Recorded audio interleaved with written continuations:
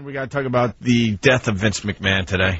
Why isn't this in all the newspapers and on CNN, Fox News? It's only on the WWE website. Well, they got apparently there's a limit. If you're just tuning in and listening, they got the scoop. That's all. There was a tragic limo explosion at one of the events. What event was it? Who cares? Who cares? And a tragic limo explosion, and Vince McMahon is presumed dead in the explosion. But not a word about it in any of the papers or the news organizations, just on the WWE website. Can I make the observation of the day? Yes. Vince McMahon is a cheap F. He goes all out to have this limo blow up. Yeah. So everyone is going to presume he's dead, and that'll be the next storyline with the WWE. And who knows how he comes back. Boo! The guy couldn't even, He's a ghost, Jimmy. Thank you, Jimmy. He can't even break character for the ghost line. Boo! The guy blows up a very old limo. Yeah. I mean, come on, man. I think I went to my prom in that limo. Right, it's like, come on, man. If you want us to believe that this could possibly be true, why don't you blow up a limo from this decade? Yeah. Yeah, I think that limo at one point had Nazi flags flying from the fenders while it drove Hitler around. You make enough money, why don't you commit to the storyline there? Yeah. All right, it's Opie and Anthony on this. Monday, Wednesday, Friday, Sunday. And then she blows up like Vince McMahon.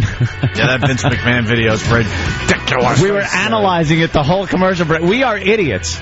We're idiots. We're doing exactly what they want us to do. We're analyzing the stupid Vince McMahon blowing up in the limousine video. Yeah. And Opie's come to the conclusion that it's a fake leg. That is sticking out. They didn't really blow up Vince McMahon. Well, if you ask Sam, Sam's convinced. Every time he watches it, Sam goes, "Oh, this is so tragic. Oh, this is terrible." Like, Sam is completely convinced Vince is dead.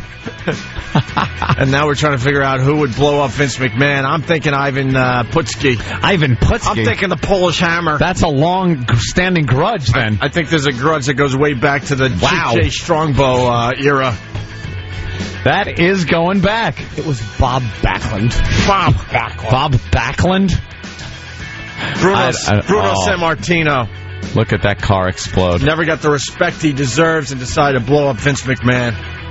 So now is it going to be a who shot JR, who killed Mr. Burns kind of a storyline on WWE? Is that what we're led to believe? And Iraq, what did you do? Did you email somebody?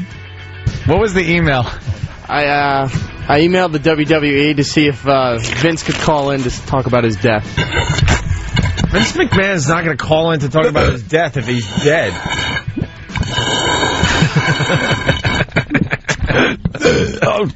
I think that was the joke. Maybe you could have just laid under the car and caught some rays.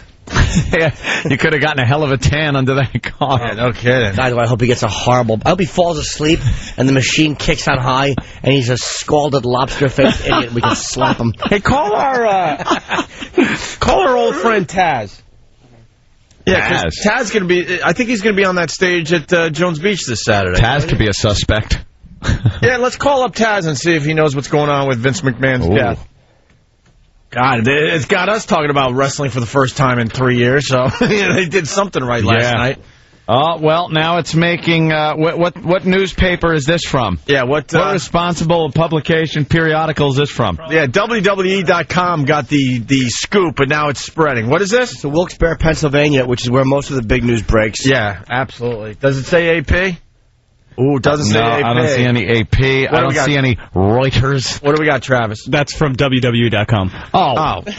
Well, if Vince McMahon is dead, you would think the AP or Reuters would pick up on this. Wow. Let me just give the headline here. A night originally designated Mr. McMahon Appreciation Night turned deadly when the WWE chairman's limousine burst into a fiery explosion just moments after Mr. McMahon stepped into it. Permanently uprooting the world of sports entertainment, the chairman has been presumed dead in Wilkes-Barre, Pennsylvania. Why do they say Vince at all in this? It's all Mr. McMahon. Mr. McMahon. It's respect. Local authorities stated it was still too early to declare anything as fact, including exactly what caused the explosion, but described the blast as an apparent car bombing They also revealed that as of 11:30 p.m. Eastern Standard Time, no body has been recovered from the incinerated wreckage. Interesting. No body recovered. Sam, I know you're really busted up about this. I hope he can even talk on mic. Sam, I don't know, man. Sam, right? how are you holding up? Not well. Not well. Every time he watches the explosion, it just takes another piece of him. The kids all busted up about this. It was supposed to be Mr. McMahon Appreciation Night. Yeah. People were disrespecting him all night. Right. We don't know who it could have been. It was obviously some kind of bomb. Obviously a bomb. So you're saying, yeah, it was a bomb. That's what the authorities. cameraman knows what's going on because they got a wide shot. They were focused on the car, on the limo, and then they pulled back for a wide shot for no reason whatsoever. Well, because the cameraman knew what was going on and didn't tell Mr. McMahon for whatever reason. So you would say question the cameraman immediately. First thing. And who are you suspecting? Hacksaw? Could be Hacksaw Jim Duggan. I don't know why he was there, but I saw him there. And what about the Polish Hammer? What do you think? Ivan Putski? Yeah. He's a prime suspect of mine right now. I think so, too. Yeah. Jimmy, who do you think? I think it was a suicide. It can't be a suicide. Well, he was very broken up about losing the ECW world title, so it could have been a suicide. You're right, Jim. This incident is the first of its kind since the assassination of political figure Orlando Letelier. What? In Washington, D.C. in 1976. Sources say that given the nature of the apparent car bombing, under law, federal authorities will be called in for more thorough investigation that would supersede local Pennsylvania authorities. Check back with WWE.com as we continue to follow the developments in the most shocking incident in sports entertainment history. Easily. Wow. Vince McMahon dead? I guess Vince McMahon decided to give us the ending that The Sopranos couldn't give us. Yeah, Thank you, Vince. Jesus. Who saw this coming? Oh, is that perfect? What a hack. Hey, our friend Taz is on the phone. Hey, Taz. What's up, guys? All right, what the hell's going on? How you holding up today, Taz? Well, I just woke up thanks to the call. You haven't been in mourning? How could you sleep when Vince McMahon is presumed dead in a horrific limo explosion? Well, I was nervous about it last night. I couldn't sleep because I was worried about who the hell's going to pay me. Goddamn Taz. But then once I found out that, Shane O'Mac and Stephanie, I guess, could take care of their funds, I was all right. I went to sleep. I slept like a rock. You slept like a baby. Who cares? Yeah. You have no interest or care in finding out who did this and bringing them to justice? No, I don't know. I don't know what happened. I mean, I was just like you guys. To tell you the God's honest truth, we had no idea, and that's the truth. We didn't know what was going to happen. It wasn't like, well, the old saying, well, it's in the script. No, it wasn't like that. This was something that came, honest to God, it came out of nowhere. So we don't know, I mean, they wanted to get everyone's reaction as far as surprise. The funniest thing was sitting in the live house, in the arena, after it happened, while it happened, I looked at the monitor, all the announcers, we were like, whoa, that was pretty wild. And you look at the live crowd, and it was like silent. Everybody was like, whoa, how'd they do that? Like one of those. How'd they do that? How'd they do that? It was like, they were like, it was like a little bit of a hush. How do they do that? They hired Chris Angel to help them out. How do they do that? Would you like to respond to that, Sam? How did they do that? We mean, how did they get the bomb on the car? Listen, we're in Wilkes-Barre, Pennsylvania, considered a source. So, I don't know. I don't know. I don't know what we're going to do. I don't know what's happening. I don't know. If anyone could survive it, I'd say it'd be Vince. I hope so. We love our fans in Wilkes-Barre, but let's be honest. They picked the perfect place to try to pull this off. Oh, jeez. Are you saying that maybe they're not as sharp? If they did it in Philly, someone would die for this. Like, okay. But honestly, I don't know. I don't know what's happening. At the end of the show, I'm like, all right, where's Vince? I didn't see him. I walked to my car, and I'm thinking my car was only about maybe 70 yards from that explosion. I'm like, Oh, jeez, man. Now my car's going to be on fire here. I'm going to finish my wife. Taz is so self-centered. Yeah, well. Taz, did the fans wonder why Vince was getting into a limo that was last used at the Tangiers Hotel?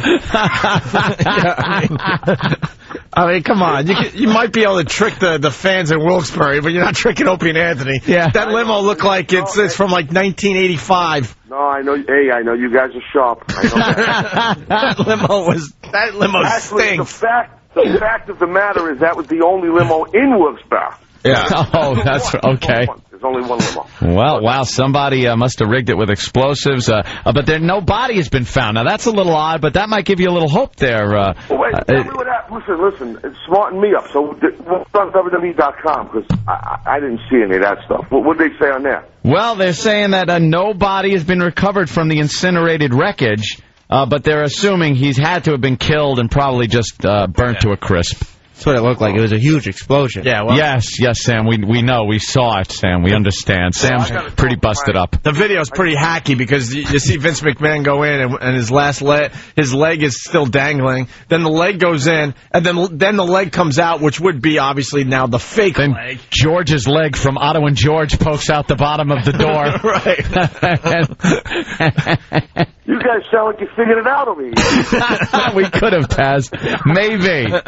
You know, we're skeptics. I might be going for the conspiracy theory here. There might be multiple assassins. Yeah. I just want to get paid. I mean, really, I don't want to be rude. I want to make sure I'm getting paid for my contract. I got to talk to my super agent. Oh. Then again, since the other thing went away, I don't even hear from him no more. Think of the family, Taz. Think of the McMahon family and empire. There's going to be a power play now for the WWE with Vince gone. This throws a whole monkey wrench into the whole works. I guess they're talking to the Brooklyn Brawler, seeing where he was last night. The Brooklyn It's funny you mentioned him because he wasn't there last night.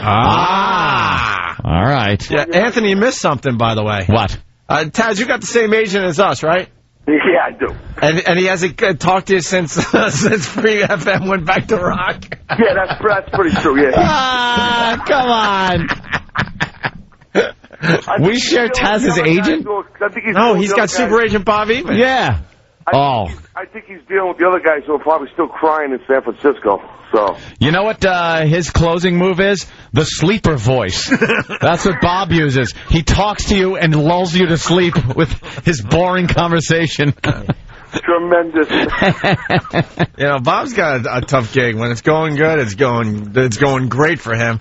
And then, like, you know, you get a lot of these guys out of work, and he just avoids phone calls. Well, the guy just disappeared. I mean, just like gone. No email, no text message, gone. Take care. Bob, give Taz a call. Done. See you later. All right. I would never want to be an agent. No. All right, Taz, well, thank you for your insight on this. Apparently, the breaking news from Taz, he was sleeping, didn't know, doesn't care, wants to get paid. Right. That's the headline. But, Taz, you're hanging with us at Jones Beach Saturday. Yeah, I'll be there. I'll be there. I'll hang out with you guys. I'll help you out. I think you're doing some signings and stuff, right? Whoa. I didn't hear that. Oh. Hey, slow down. Signings? What are you doing? I heard you might be signing stuff in the One Village. I don't know. We'll get a limo for you. Yeah. I know. A white one. Yeah, a white one, exactly. They haven't used white limos since 1979. I know. Since Leonard Skinner put out their last LP. Tom Hanks came out the sunroof of that one in big.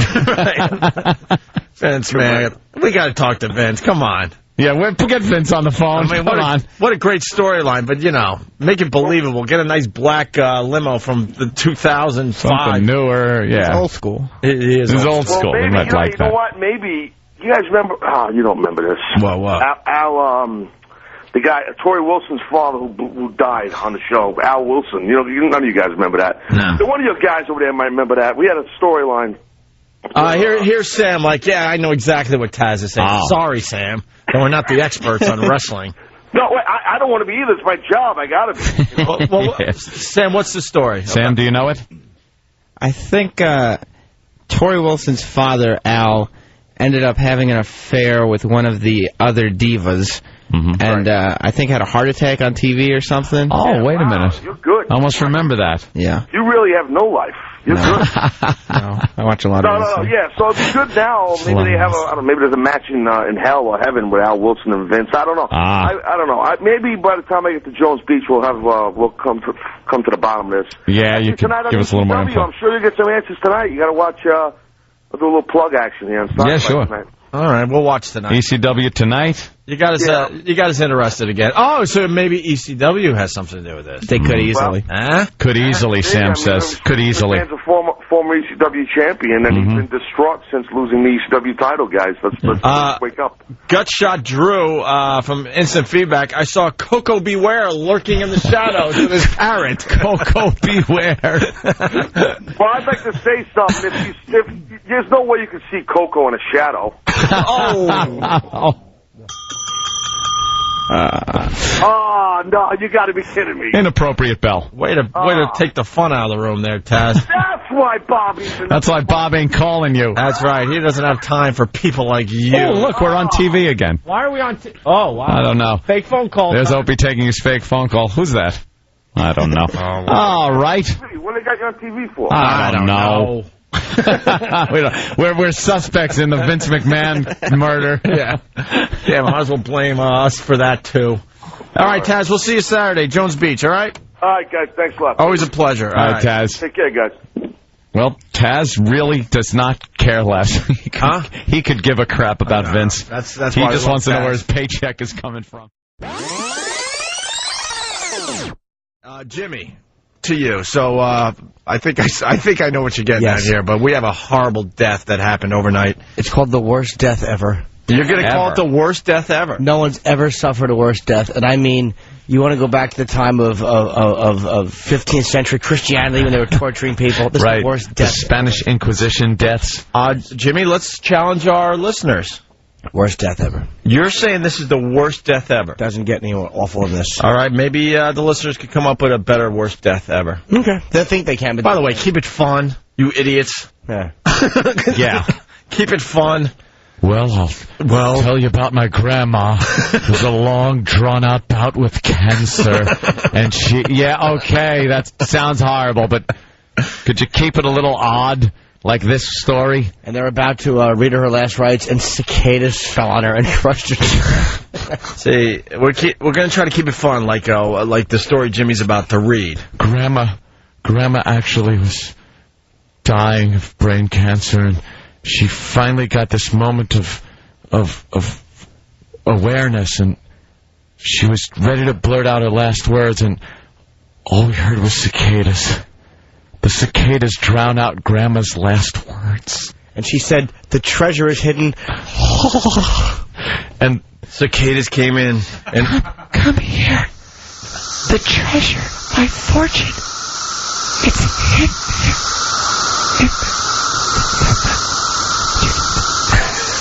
What, Grandma, what? I'm sorry, she's gone. Son of a bitch and bugs! Every 17 years, you got to be reminded you're broke. I'm picturing Grandma dying of cancer. She was a miserable woman, so her kids weren't around. Yeah. She spent her last days in her room dying of cancer, too weak to get out of bed. And she was able to get out of bed just to open up the window in Chicago to get a little fresh air. Maybe the last breath of fresh air. Listen to the birds tweeting, maybe, and beautiful day, a sunrise. Before she meets God. Before the Grim Reaper comes in with his sickle. That's the only way to say God now, you know. God. Before she meets God, she opens up the window and gets some fresh air. And all of a sudden the cicadas come flying in the window. Oh, my goodness. And she's too weak to get them off her body. Fight them off as they eat her eyeballs. They just start eating old Grandma. There's nothing but bones. Slowly but surely. Oh, and it takes a little time because, you know, Grandma's skin's a little rough. A little rawhide-ish at this point. Oh, but they nibble a little gamey. They nibble a little piece off. Well, when you got millions of them, they could probably take apart a Grandma in no time. Well, I'm hoping it took a while. What do they eat? Leaves, right? Skin. Skin. Human skin. Okay. Yeah. All right. We find out something new every day about these cicadas. They're zombie cicadas. Worst death ever. Yes. Jimmy? A Long Island landscaper was crushed to death yesterday by a commercial lawnmower. Well, that doesn't sound that bad or out of the ordinary. Probably taking it off the truck with another landscaper. It could crush him. I've seen a lot of those landscapers. Those commercial mowers weigh maybe 100 pounds. That's it. I mean, maybe. And if it hits you right on the head, it's probably pretty instantaneous. So I don't see how that's the worst death. You're a liar, Jim. Yeah, why is it worst death ever? This is how you know that your life is godless. He's crushed to death by a lawnmower that toppled on him as he fell into a cesspool. Okay. I don't mean to laugh. Now we're hurt on Long Island. Now you're getting horrible. He was in the back in Comac, and when his mower suddenly plunged into a grass-obscured cesspool filled with about 3 feet of sewage, he died. Sewage is the polite way of saying. Of course. Human waste. He died pinned to a wall of human waste by his own lawnmower. By his own lawnmower that fell through a hole that, what was Bugs Bunny? Put the little blanket of grass over a hole? What the hell? Why was a cesspool just covered with a little grass? I don't know. You would think they would warn the landscaper. Yeah. You might want to stay away from that area over there. Maybe stake it off. Or was it a sinkhole that appeared? No, they said it was a cesspool. He fell into a cesspool and was crushed. How awful is that? Pinned down by your mower while you drown in human waste. You know, your face and your teeth probably scraped the wall as you were falling in. Oh, God. Oh, that's horrible. I gotta say, that is a horrible, horrible way to go. There's never been a worse way to go than being crushed by a lawnmower. Because it's a nice day out yesterday.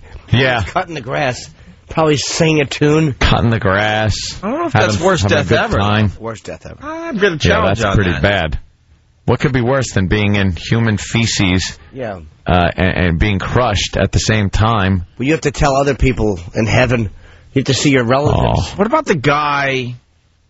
I'm going to have to get the story, but his arm got caught in like a chocolate-making machine. That's fun. Ooh. And then his whole body was dragged into the machine, and he died in a vat of chocolate. That's a yummy death. That's yummy. Death is yummy. Kind of like the cesspool guy, color-wise. Yeah. They both look the same, but I don't know. I don't know. I think chocolate doesn't make it as bad as human waste is what it is. Well, chocolate's fun. We challenged Jimmy today. Worst death ever. We'll see what the listeners come up with, okay? Boston, you can't contribute to this because I think the show just started for you, so I'm sorry. Oh, right, with the delay. Yeah. Although they do have a doozy.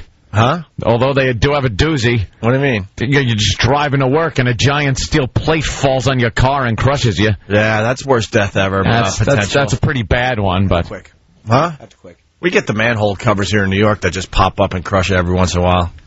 Or you walk your dog, you get electrocuted because he takes a leak on a pole that's not wired properly. That's a bad one. Or we had one, those grates. Someone's walking over a grate, fell 25 feet to their death.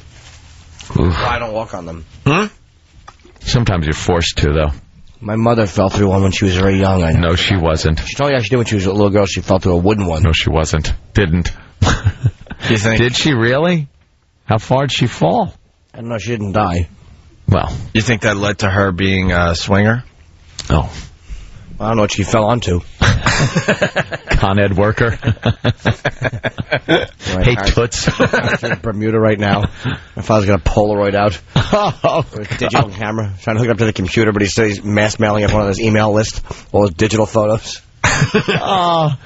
Go to his swinger site and just see. Oh, imagine that. You're just trolling the web one night. If you weren't listening to the show yesterday, Jimmy is suspecting that his parents might be swingers. Just because they're vacationing with another couple in Bermuda. Bermuda just sounds like it could be the swingers capital of the world for, like, old swingers.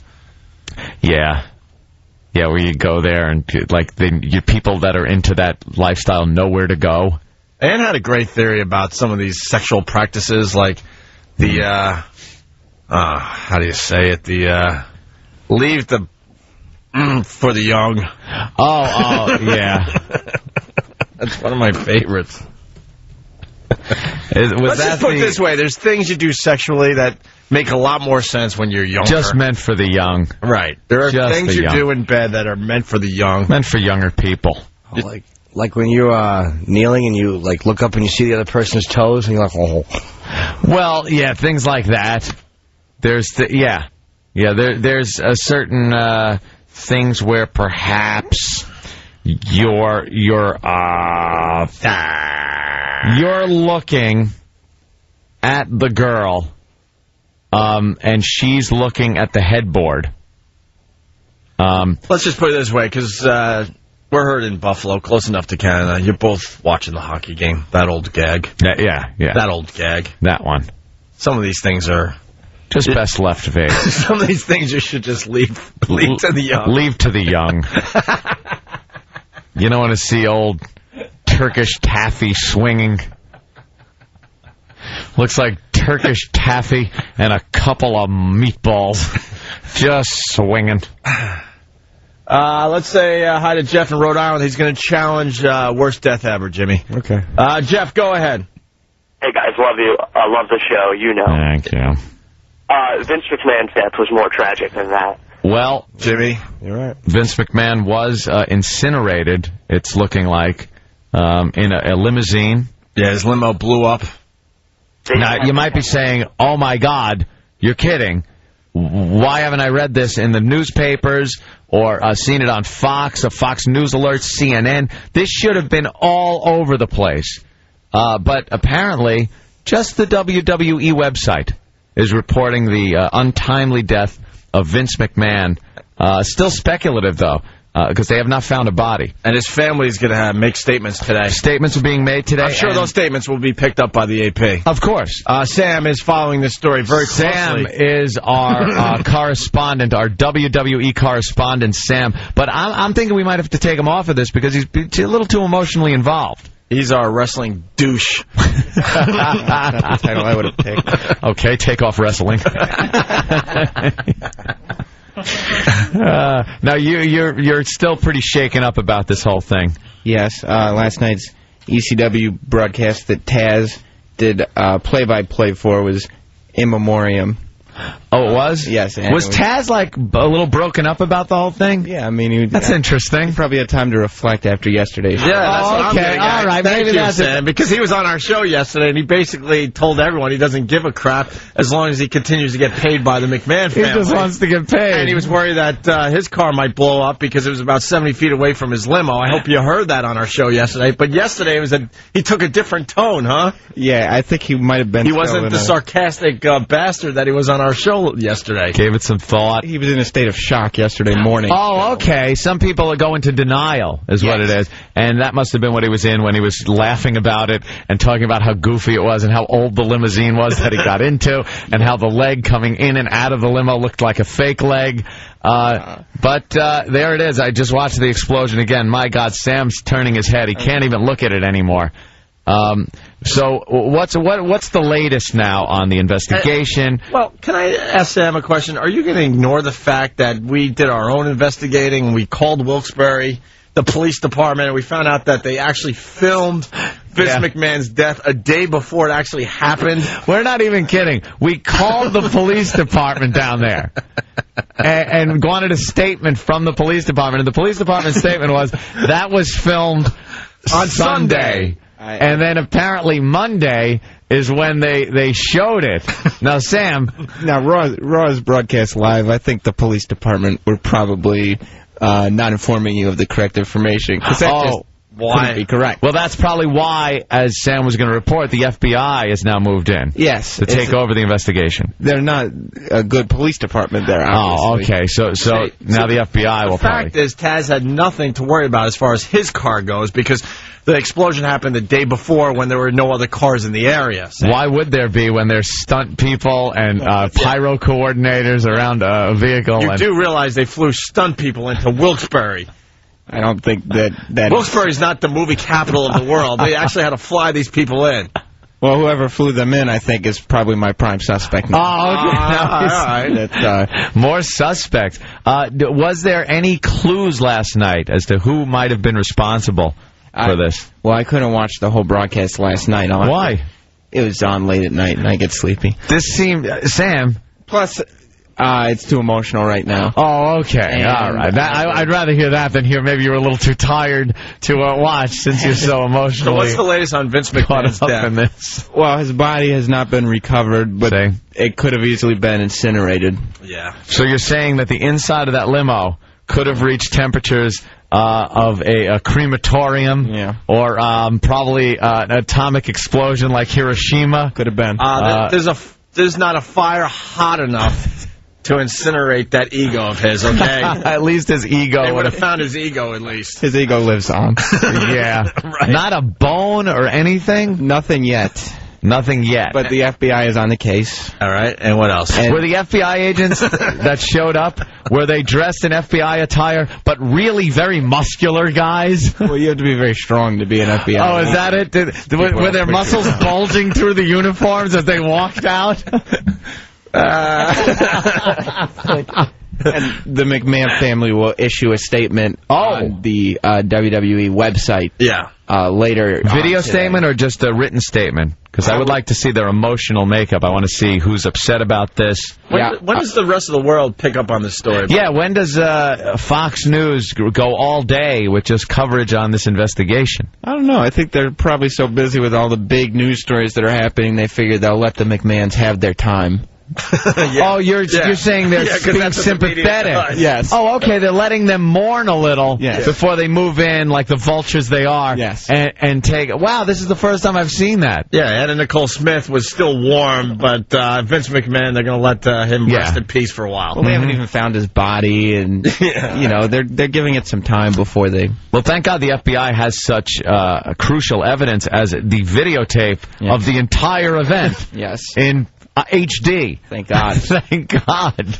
All right, there's the update on Vince McMahon's death. From, as O said, the wrestling douche expert. What do you wear when you go to bed? Do you wear little footy pajamas? I picture him in like a one-piece footy pajama thing that buttons up the side. With the hatch in the back, so if he's got to make poopy. Sam was getting the latest on Vince McMahon's death as he was eating chicken fingers and the rest of his 8-year-old diet. His infant diet that he eats. Yeah. Where the hatch is used at other convenient times. Somebody who may have had a little too much whiskey. Watch, I guarantee this is going to be good. Guarantee this is going to be good, and I don't know the answer ahead of time. Yeah. What did you have for dinner last night? Last night? Oh, I heated up a slice of pizza and had some Doritos with that. I told you. And a glass of milk. He eats like an 8-year-old and a glass of milk. We got a lot of parents that have 8-year-olds out there that listen to us. They're laughing even harder because this kid. How old are you now? 23. 23 still eats like he's 8 years old. Nothing but chicken no vegetables, nuggets. no healthy stuff. It's nothing. Fish sticks. Do you eat fish sticks? Yeah, fish sticks. A lot of soda, a lot of mac and cheese. What else? Like fancy cereals? No mac and cheese. I don't eat any pasta. No mac and cheese.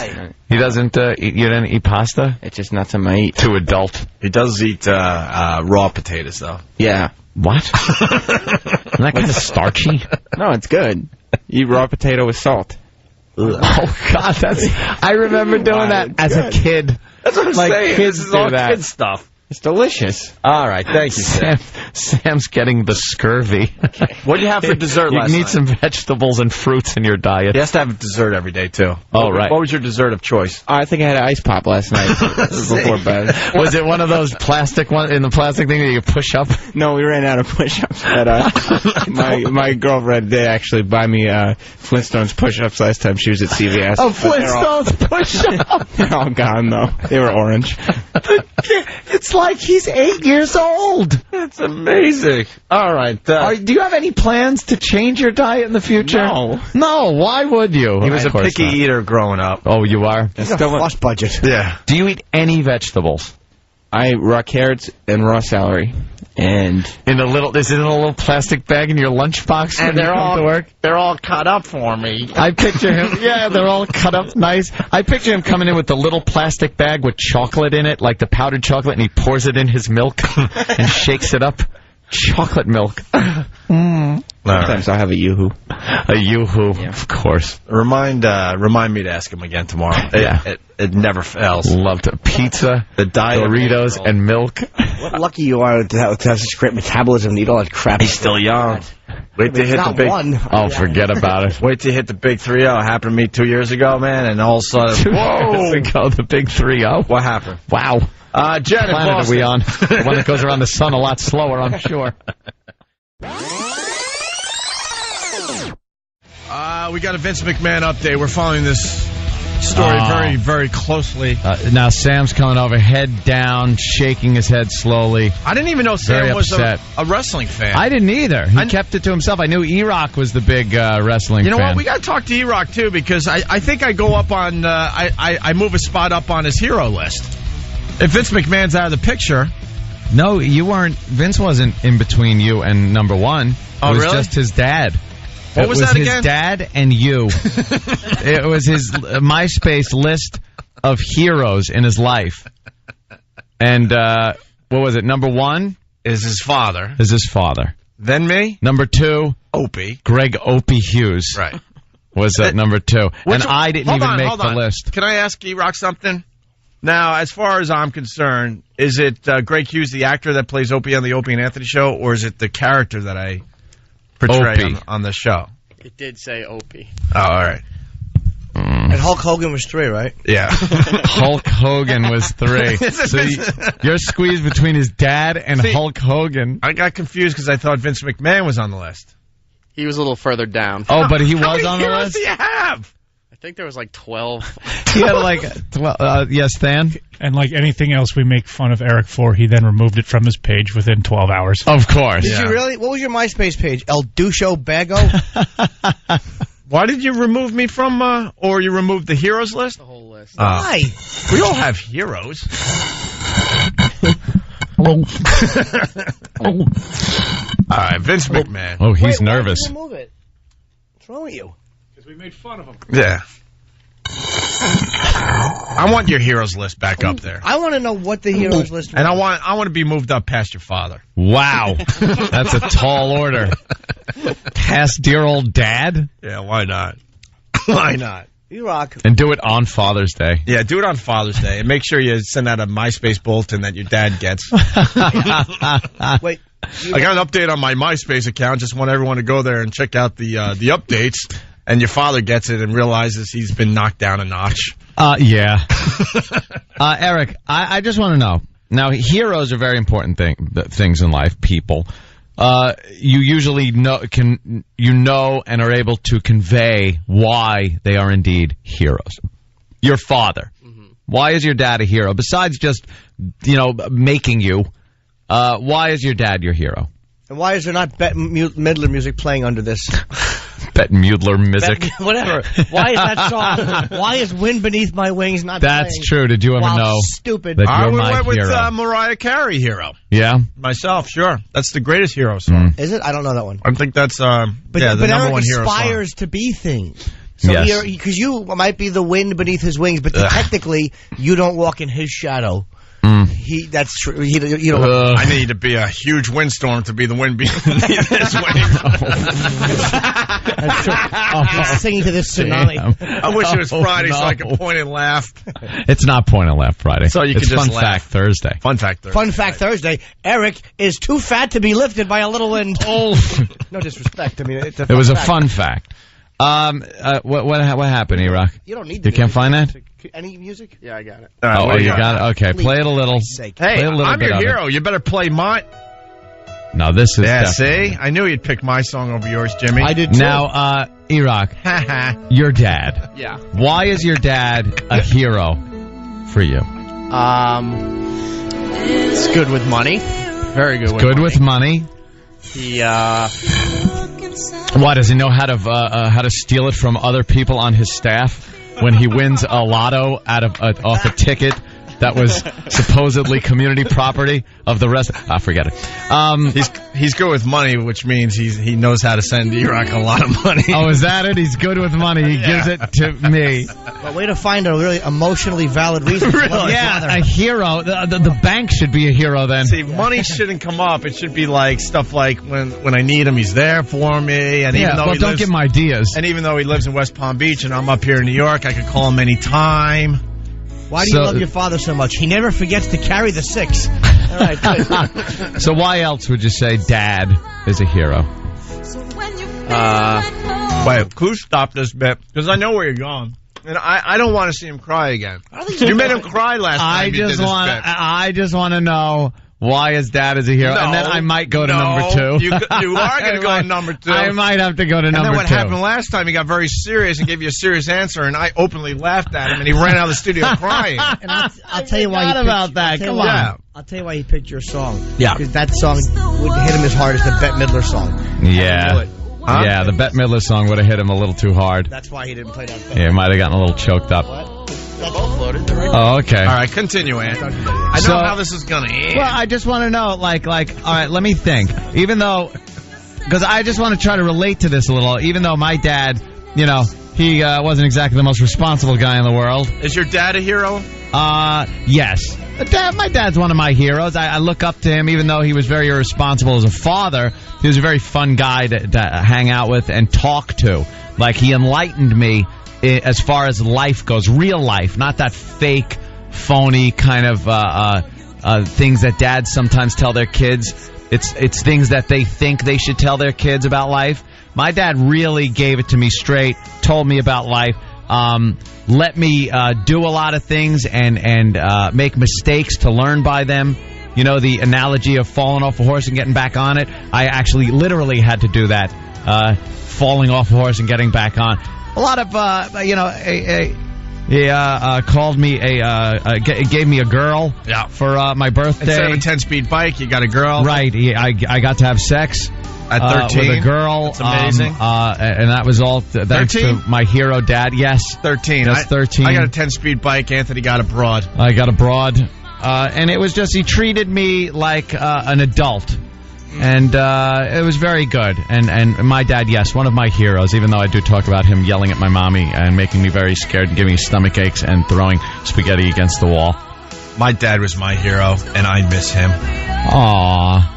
Jimmy, what about your swinging dad? Yeah. Yeah. Old wave it in your face, Pop. Of course. No, my father's a very sweet guy. He's very emotional. He's very affectionate. My dad's a very nice guy. Yeah, very supportive of you, too. Very supportive. Both my parents are. So now, Iraq, aside from money, exactly. You cold fish. What your father? He's a hero because he's good with money? He's good with money. Put that other song on before I bite your face. Put that lovely Bette Midler song on. I want to hear Bette Midler now. Oh, all right. Now we go to Bette Midler. All right, as Iraq then says, now, besides the money, Iraq, why is your dad your hero, number one hero? Well, he's been very supportive as far as work and education. Don't bite everybody else's hero things what they just gave for their dads. No, we butted heads a lot as far as education decisions, career decisions, things like that. But whatever I chose, he was very supportive and. I thought you were going to say you guys butted heads as you were both reaching for the donuts. Oh, damn. That's not fat. That isn't even nice. Yeah, but they don't know that out there. That's what makes it funny for them in Tucson. Right, Tucson? So he's supportive of what you did. Rock. Good. Any other reasons why he would be your hero? Think of what a hero is to people. Inspiration, things like that. Yeah, there's some things that he's done that I don't think I'm really allowed to mention because he doesn't want it known that he did it. Hitman, nice. Child pornography? Right. What can't you mention? Oh, Christ. He probably had the bullies killed. They used to pick on him. He kind of has that look like he could have been involved in some things. He could have been. Actually, E-Rock's father is a really good guy. Yeah. I just got to step out of my role on the show. All right, the dad thing is nice. You almost feel like it's mandatory that a dad be a hero because if he's not, then you know you're kind of in a screwed up way. So that's cool. Let's move on to number 2. Do we have? Yes. Opie is your number 2 hero, right there below Dad. Now, what makes Opie a hero to you? Hero, not inspiration, things like that. I mean, that hero is a very strong word. It is. It's somebody that it's a love. It's not like I have a great. Who's your number 2? I have a great professional respect for Opie and Jimmy It's a professional respect. More me than Jimmy, though? I wouldn't call them heroes. You got me the gig. I'm not stupid. What would I be, getting Jimmy water at his shows? Christ. Uncomfortable. No, he'd have been a dope if he said anything else. Good point. But like a hero is... that's a strong word. What makes Opie the number 2 hero on your list? Hero is love, Iraq. It really is. All right, perhaps I wasn't... Don't you back out now. Not backing out, but... Number 2. If he was number 8... taking hero as literally as you seem to be taking it. Oh, hey! Maybe I'm my definition of hero is a little different than yours. What, casual pal? Yeah, what's your idea of hero? You put Dad at number 1. That should prove that your interpretation of what hero is very important and very strong because it's your father. Right. Yeah. So number 2, either there's a big drop-off, which is an insult, or he's your hero. Why is Opie your number 2 hero? There's no way this isn't going to sound bad. All right. Be truthful. So, you could do the truth. Don't try to think of something. I'm not. Don't try to be cool. Yeah, just go. Be truthful. Go ahead. Just look down. I'm not looking at you. Shut your eyes and really think about it and go.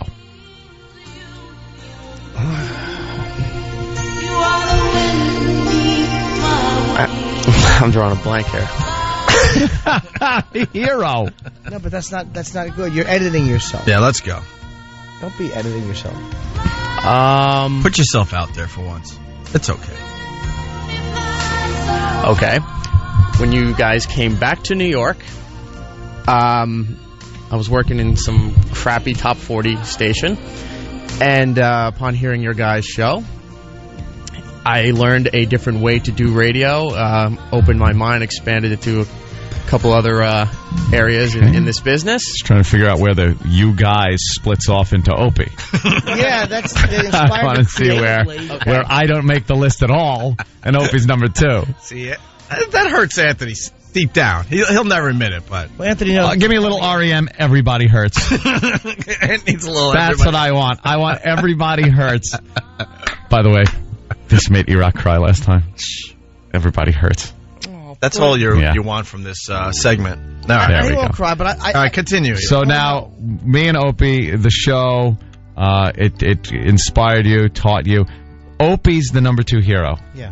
Continue. Stop with the safe answers. Get to the meaning. Yeah. Okay. Soon to be number 1. Meaningful. Right. When the time came around where it looked like you guys were coming back to satellite radio, which company wasn't determined yet, but Opie contacted me and offered me a position to come back to come to the show. What type of relationship did you envision having with Opie? A guy you respected and hero worshipped. What type of relationship did you envision having with him? Pretty much how it is now. I don't believe you. I don't believe you. By the way, we contacted you because there was no one else. Oh, Jesus. Oh, Jesus Christ. Well, there's no one else. Might as well pick a fan of the show. We'll be able to boss them around a little more than others. Because if you get a guy that's actually been in a bunch of markets, he's not going to listen to us. He's not going to try as hard. We need a pushover. We need a pushover. I don't believe Iraq when he says pretty much the way it is now. I want to know truthfully, what did you think your relationship, or what did you want? What kind of relationship did you want? Seriously, to be part of the show. Like, to be, well, not to this extent of the trashing that I take on a daily basis. But did it ever hurt you? Did Opie ever hurt your feelings? Not in a long time, I don't think so. No. Oh, not in a long time. When does he hurt your feelings for real? I would say about 2 minutes ago. Yeah, but when the mics are off, you know what? It's a little different. I think, and I don't even need to explain that on the air. No. I'm confident in myself. He's confident in what he does, and it's different when we're not. How could he be? Are you kidding me? He's no one hanging else on. is. The only thing preventing him from blowing his head off with a shotgun is the thing that it might get better. All right, let's be honest. I barely know you exist. I want to know, when has Opie hurt your feelings? I don't remember. Yeah, you do. No, seriously. You remember every little raw moment. I just know that the relationship he wanted and the type of job he wanted here was like. You ever see those TV shows where there's the talk show host and the producer, and they like hang out and talk to each other, and the guys in the booth going, and go, and there's this respect, and the talk show host talks to the producer and is like, what are we going to do about this situation? And the producer is like in there. I think that's what E-Rock kind of envisioned. A right-hand man type of thing. Yes. Sort of a right-hand man. Yes, like an Ed and Johnny type of thing, like a two comrades in arms, in a way. Yeah, you're in it together. Yeah, that's it. I was looking for a right-hand man, and then I realized that he had like a flipper for a hand.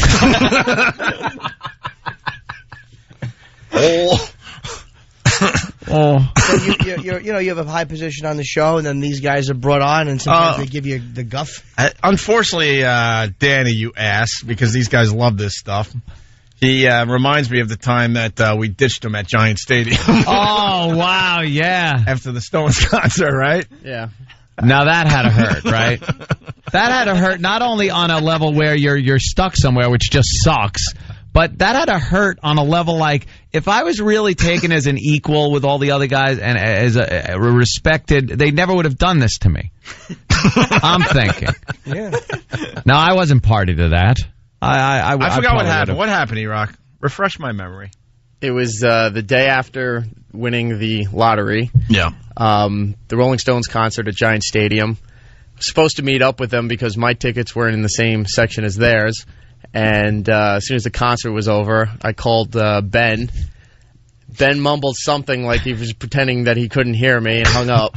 I gotta be honest, it was his idea. Yeah. But it was pretty funny. I got him. So you're on this emotional high, you had won. You're going to see the Rolling Stones with your buddy, and then Ben was the producer at the time, and Opie's Opie, and you're going with the guys who were your bosses. We waited. We had to wait at least 5 minutes in the parking lot. How did you feel? We gave him 5 minutes. Well, there was 80,000 people. We figured we had to wait a little bit. 5 minutes. We figured he would get caught up with the mob of people leaving the stadium. How did you feel when they left? Oh, I was pissed off. But I mean, what were you feeling when you went to where the car used to be? Just saw the oil stains in the parking space. Instead of being the big radio guy and like things doing good, and you're on the radio in New York, you're just the little fat kid from Florida again. Oh, Jimmy, it was the Rolling Stones, first time, and some of us ever saw the Rolling Stones. Mm-hmm. There was a skip in E-Rock's step as he's going back to the car. He's probably thinking of talking about the show with all the guys. Hey, Opie, my hero, number 2. Did you see the way they hit the stage? It was amazing. He can't wait to call shotgun. Right. Shotgun, backseat guys. I'm riding up front. For the slow ride back to Manhattan, and then empty parking spot. So when you're standing there, what did that do? Are you like all of a sudden you're not the radio? Like all of a sudden, like, wow, man, I'm not like the radio guy who gets the respect. Like I'm just that little loser who always knew he was going to be a loser. No. Oh my I'm God, talking about Jim. the way your mind talks to you. I'm not talking about him, but that's the way you think in moments like that. Like I thought I was somebody special. I thought this was going to be something. And I now am you're just the brunt of a joke. That I'm the butt of a joke. Yeah. And I've always been the butt of a joke. Like that's the way I'm saying your self-perception. No. How did you feel? I was pissed off. I was walking around like, all right, maybe I'm in the wrong section. And then I recognized where I was. I would go, shh. Oh, I went, oh, crap, I am in the right section. I'm like, no, they didn't leave. They left. They were gone. That was great about him being pissed off. I just went, you got to take it. I'm one of your bosses. Oh. Eric's not good at this at revealing emotional answers. No, he's not. He tries to. He's a sweet guy, but he's not good at revealing. He tries to be strong and I was pissed off, and meanwhile inside, hurt. Right below that surface is somebody who's really hurt. Just about he was. that. You know what? E-Rock is getting tougher though. Is he? Yeah, we're toughening him up. He'd have been crying by now He's last not gonna year. cry. He won't cry. I just want to know emotionally how he felt for real. We're getting that top 40 wussiness out of him. Mm-hmm. We really are. He's changing for the better, I think. New hero list. You're gonna put one up? Uh-oh, his mouth's getting dry. I could hear I it. suppose I could. No. He's getting tougher, though. It has to be said.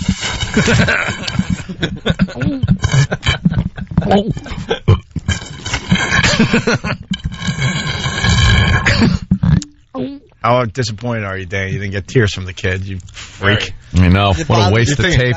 You know, the people out there that think I'm an ass, and you have every right to think that. You have no idea how much worse it gets off air with these clowns. Well, that's what I'm asking him now. I'm saying, do you hate when these guys kind of team up on you?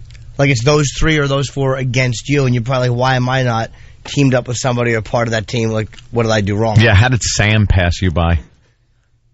Actually, Sam kind of stands out from everybody because he doesn't just. Oh yeah, maybe I get the brunt of most of this, but he does go after everybody else. But do you go after him? Like, why would you let Sam bully you? And that's what it is, it's bullying. Nah, not really. Yes. And did you notice that Sam only started being nice to you when you started getting him stuff? Not true. What did he get him, man? What is he getting you? Wait, what did he get him? You know. No, Eric and me are just friends. We talk about wrestling. We have a lot in common. He's on my heroes list. What a smart ass. Is Eric trying to be nicer to Sam, like with little gifts and little things like that, because he doesn't want to be humiliated by Sam by being filmed all the time and stuff like that? What'd you get you? Eric has done a lot with his connections through the WWE. Get you tickets and stuff. To get me some nice things. Aww. And I've shown my appreciation because we're friends. By not bullying him as much. But the second that pipeline of goods gets cut off. Yeah, as soon as you realize he had a nice connection with the WWE, you're like, whoa, well, I like the WWE. That's not true. Yeah, you had to make some sacrifices, didn't you? No. He does. E-Rock has major connections with the WWE. Yeah. So he would leave the show tomorrow if they gave him a good gig over there. This is real to me, man. See, he's laughing now. All right, we got to take a break, E-Rock. I don't like the fact that E-Rock didn't give any... I don't think you lied, but he didn't give any real... Emotionally. Yeah, no real honesty there. Real answer. Yeah. For another day. I wanted to keep the show up. We were having fun, and now you're going to bring it all down with the death of Vince McMahon. Well, Sam is on top of the story. We'll get the Still, I'm waiting. I haven't seen it in the Daily News, the Post, none of the national papers, USA Today, not CNN, Fox. No one's covering this except WWE website. Well, you want... Sam, why wait for the break? Sam can explain all this. Why? Now, we know that Vince McMahon died in a fiery limo explosion. Thank you. It was like a limo car bomb thing. Yeah, he got in, it exploded, the firemen put it out, but no body was found. He could have been incinerated completely. He's presumed dead. Presumed dead is what it says. The family made a statement through a spokesperson. Yes, I think... That's the latest? The vice president of WWE, some title. Oh, and they now, why haven't the news organizations jumped on this? I saw the press conference. What I saw, they zoomed back with the camera. I saw it set up like a press conference. There were chairs, not all of them full. There was a spattering of people there, and I had never seen reporters with such broad shoulders, some with shaved heads. Those are Stanford reporters. It's are they? Yeah, oh, okay. Because to me, they looked like wrestlers dressed like reporters. No, that's if you would ask me, it just looked like they were a little too big to be jotting notes down. And they were all sitting on steroid needles, which was a little strange to me. No, there.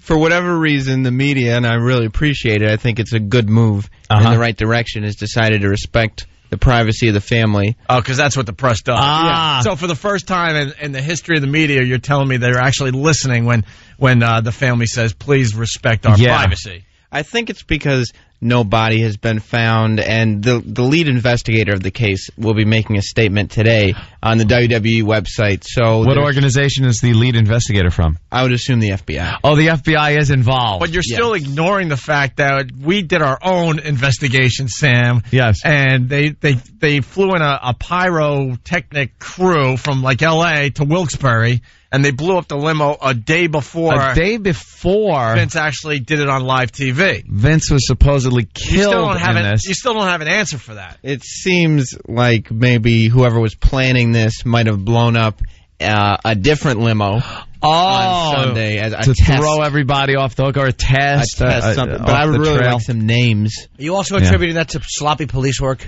Yeah, very much so. I mean, that's why the FBI is involved now, not just some you can't have local yokels from Wilkes-Barre. Exactly. But it was a big story in Wilkes-Barre, and they were all very excited to admit that, yes, they were part of this whole scam and blew up the limo on Sunday. I don't know what they're telling people. Everybody wants to have their name put into a big news story. Yeah. What about the flag at half-mast that Anthony was bringing up today? Yes, now they're in Stamford, Connecticut, where their headquarters are. Yeah. They have two huge flags out front. One is the American flag. The other is the WWE flag with the logo on it. You can see it when you drive to Boston from New York. All the time. Right off 95, right. And they said the flag flying at half-staff in memory of Vince McMahon. I noticed only the WWE flag was flying at half-staff. The American flag right up at the top of the flagpole, which leads me to believe if this is indeed some type of a scam, they wouldn't fly the American flag at half-staff because they would take massive heat for disrespecting the flag, the tradition of half-staff, if he wasn't indeed dead and it was just a publicity stunt. How do you explain that, Sam? That's a theory that some may have. Another theory is that anybody who knew Vince McMahon would know that he was a patriot first and foremost, and oh my God. he would want that flag raised high, flying high. Yeah. Is the investigation focusing on George the Animal Steele? I hear he had a beef with Mr. McMahon. There's so many suspects. The WWE website reported that investigators were in his office in Stamford yesterday morning for 3 hours. Wow. And brought out hundreds of boxes as well as personal computers and even tore up the carpet in the office. Oh my God! This is serious. I guess they're remodeling the Stanford offices. Wow. Is that what you're getting at? I think it's investigative purposes. That's hysterical. They're sitting in a meeting. Yeah, I have to remodel my office. Huh? What are we gonna? Hey, we can make it a storyline. I'm imagining that Vince McMahon is on a fake suspension. Where is he? Where is he? Was it vacation time? What island is he hanging on, Vince. Why hasn't the media even reported it? I can see why they wouldn't bother the family. Yeah. Why haven't they even mentioned that he could be dead? There's been a lot of big stories lately this week, I think. So you think it just got pushed back? Yeah, it got pushed back, and they said, maybe we'll let the other stories come to the forefront. We don't want to push any buttons with the wrong people. He's a very powerful man. Well, that he is. Yeah, he's a billionaire. He fires people, That's true, and then he's made a lot of enemies over the years. So, and why the fake leg? Why, when he stepped into the limo, you saw his leg, and then there was no leg, and then a fake leg popped out? I don't know that there's any documentation that was a fake leg. Just so you, the viewer, would go, wow, he's got to be. You know what? It would be tragic, really tragic to think of, and I hope the McMahon family doesn't think about this, that he pulled his leg into the limo, and then when his leg came out, the one that Opie calls a fake leg, it was Vince realizing that there was a bomb in the vehicle, and he was trying to get out right when it blew up, so he knew beforehand. Then why would he close the door? That he was... Maybe you're not buying into this crap, are you? Maybe he put his foot out and said, "Oh, what if there's a bomb?" And then he was like, "Well, that's a silly idea." And then he put his foot back in the second time, and then he shut the door. For everything. And then it did blow up, unfortunately. Or how about thinking of other people? If that door was open when the bomb blew up, perhaps a lot of shrapnel would have flown out towards other people. And Vince, being such a humanitarian, that's a good point. Sacrificed himself by closing the door and keeping the blast contained. That's another good theory. Yeah. Sure it is. Jimmy Snuka? I just want to see if I can play the same game Sam's playing. Jimmy Snuka was one of the... It is fun. Jimmy Snuka? Yeah, he made comments on that Monday Night Raw. Yeah. Hey, brother. Appreciation Night. So we're going to have to play his ID for the show. My God, we get the brain-dead wrestlers. Great. Rigging a bomb. That guy couldn't turn on a flashlight. He's a dolt. Than, you want to add to Sam's theory? What are you doing? Well, I was just confirming that, Sam, you said the FBI is investigating this. Yes, that's what I've read. Yes, is the answer. Okay. Well, I just read that the FBI is adamantly saying they're not at all involved with the case. Well, where was this read, though? Where'd you read this? Yeah, the FBI doesn't want any part of this. Yeah, from a related news story on the internet. Yeah, some internet gossip story. Bloggers. Yeah, some bloggers. They can't get anything done. Just jealous. Yeah. Yeah. They just want to stir the pot. Yeah, the federal agent involved is not the FBI. If there is one. I saw a picture of him on the WWE website, and he looked like a federal agent. He was. He looked like if you went to general casting, you could not have picked a better federal agent than the guy. One of Vince McMahon's cousins. You think it is? Hey, he keeps it all in the family. All right, you're going to play the fake FBI agent. I don't know if he's fake. Or you're fired from the McMahon family. Yeah, just because it's guy in suit with widow's peak does not mean he's the FBI, Sam. Yeah. Well, they said he's a federal agent. He looks a lot like Vince McMahon. Like Here's what I predict. Yeah. Sometime in the future, when Vince McMahon's injuries, he's recovered a bit from them. Or he's done with his vacation in the Bahamas. Yes. There will be introduced a new wrestler. One that is masked in some way, shape, or form. And with gloves and stuff so you cannot see anything. And then there will be, years from now probably, during the unveiling, you will see a burnt and scarred up Vince McMahon under that mask with his hands burnt up and everything as he gets revenge on the person that planted the bomb. That would be wonderful if it was true. All right, here's the... that's what I'm guessing. Here's the... Great storyline, by the way. It's the first storyline I've actually had interest in years. Because Vince is dead. Here's the... Unfortunately. Here's the statement that WWE made overnight. Oh, okay. Very somber representative. Good afternoon. I'm Ed Kaufman, Executive Vice President and General Counsel for World Wrestling Entertainment, Inc. There's you hear one Kodak Instamatic camera going off. There were definitely flashes going off. That's how you know the press were. There were flashes going off. Flash bulbs. We had a bigger press conference in Vegas. I have a brief statement to make. Yes. I will not be taking any questions. Big powder flash going off. Civil War. I would like to thank everyone who has sent their support and best wishes over the past week. Federal authorities are currently investigating the events that took place on June 11, and we hope to get some answers shortly. As many of you can understand, this is a very difficult situation for the McMahon family, and no family members wish to make a statement during this period of bereavement. Bereavement, yeah. Nonetheless, the McMahon family does want to assure the public that in keeping with the vision Mr. McMahon created, the company and the show will go on. Yeah. We trust that the press and the public will continue to respect the McMahon family's privacy. The press has respected it like I've never seen before. They haven't even mentioned it. They'll continue to respect the privacy. Yeah, well, they're doing a great job. They'd rather follow Nicole Smith around for a little longer. They can't get enough of celebrities doing anything. Paris Hilton for a month. With stupid DUI, and they're outside that jail every day. But camping out. They're going to respect Vince McMahon. And Vince McMahon dies in a fiery explosion that someone obviously set. He's been murdered. Vince McMahon's been murdered. But they're going to respect the privacy of the family. By not even mentioning it at all. They don't want to interfere in the ongoing investigation. I can't play along with this crap anymore. Get lost. I love Sam. Oh, he's with it right to the end. You might be right, though. I mean, you never know. That's why I'm reserving. I'm holding back. Right. I'm reserving judgment. We're going to take your father stories next. We got a couple good ones on the line here. As we go to break, an old friend, Jimmy Superfly Snuka, doing an ID for our show. Oh, this went on for it was ponderous. Is this a long one too? It's 20 seconds. We have one of these that go on for like 5 minutes. You guys are educated enough. You get the celebrity high on blah blah, and you're listening to Opie and Anthony. That's all we want. Is this the one with Psycho Mark directing? Or? It takes 3 seconds usually. This is 20 seconds, and we cut it down from, I think it was closer to a minute. Okay, Opie and Anthony. Opie and Anthony. This is a Superfly Jimmy Snuka, and you, okay, let me start. And you're listening to Opie and Anthony. This is Superfly Jimmy Snuka, and you're listening to Opie and Anthony. It's the Superfly Jimmy Snuka, and you're listening to Opie and Anthony. Superfly Jimmy Snuka on your radio dial. The Vince McMahon thing. Anthony, what's going on? We've been following this very closely the last few days. Again, I was tuning into all the news stations. Opie, you know me. I'm a news hound. I love going to the websites. I go to all the news websites. I read blogs. And then I turn on the news. I have my head buried in the newspapers, magazines, everything. Still, and I don't even know how many days this is. Our expert on this situation, Sam, is coming into the studio.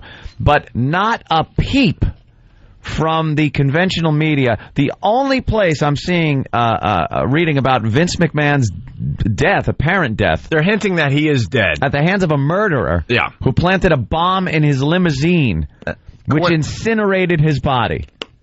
Now, if you were going to kill Vince McMahon, Sam, by the way, why would you want a lot of attention on the actual incident? Wouldn't you do this in, like, when the cameras were all off? Vince McMahon that would kind of throw off the investigators because they wouldn't have much evidence. They wouldn't have video evidence. Now they have video evidence. They wouldn't have video evidence that makes it look so freaking fake with a fake leg coming out of the limo. Fake leg? It happened after a wrestling taping. Well, it was live, not a taping. No, it was live, yeah. But it wasn't live because we did some investigating with the Wilkes-Barre Police Department, and we found out that they flew in pyrotechnic experts, and they blew up the limo a day early. Matter of fact, they blew it up a day early before Vince was even in town.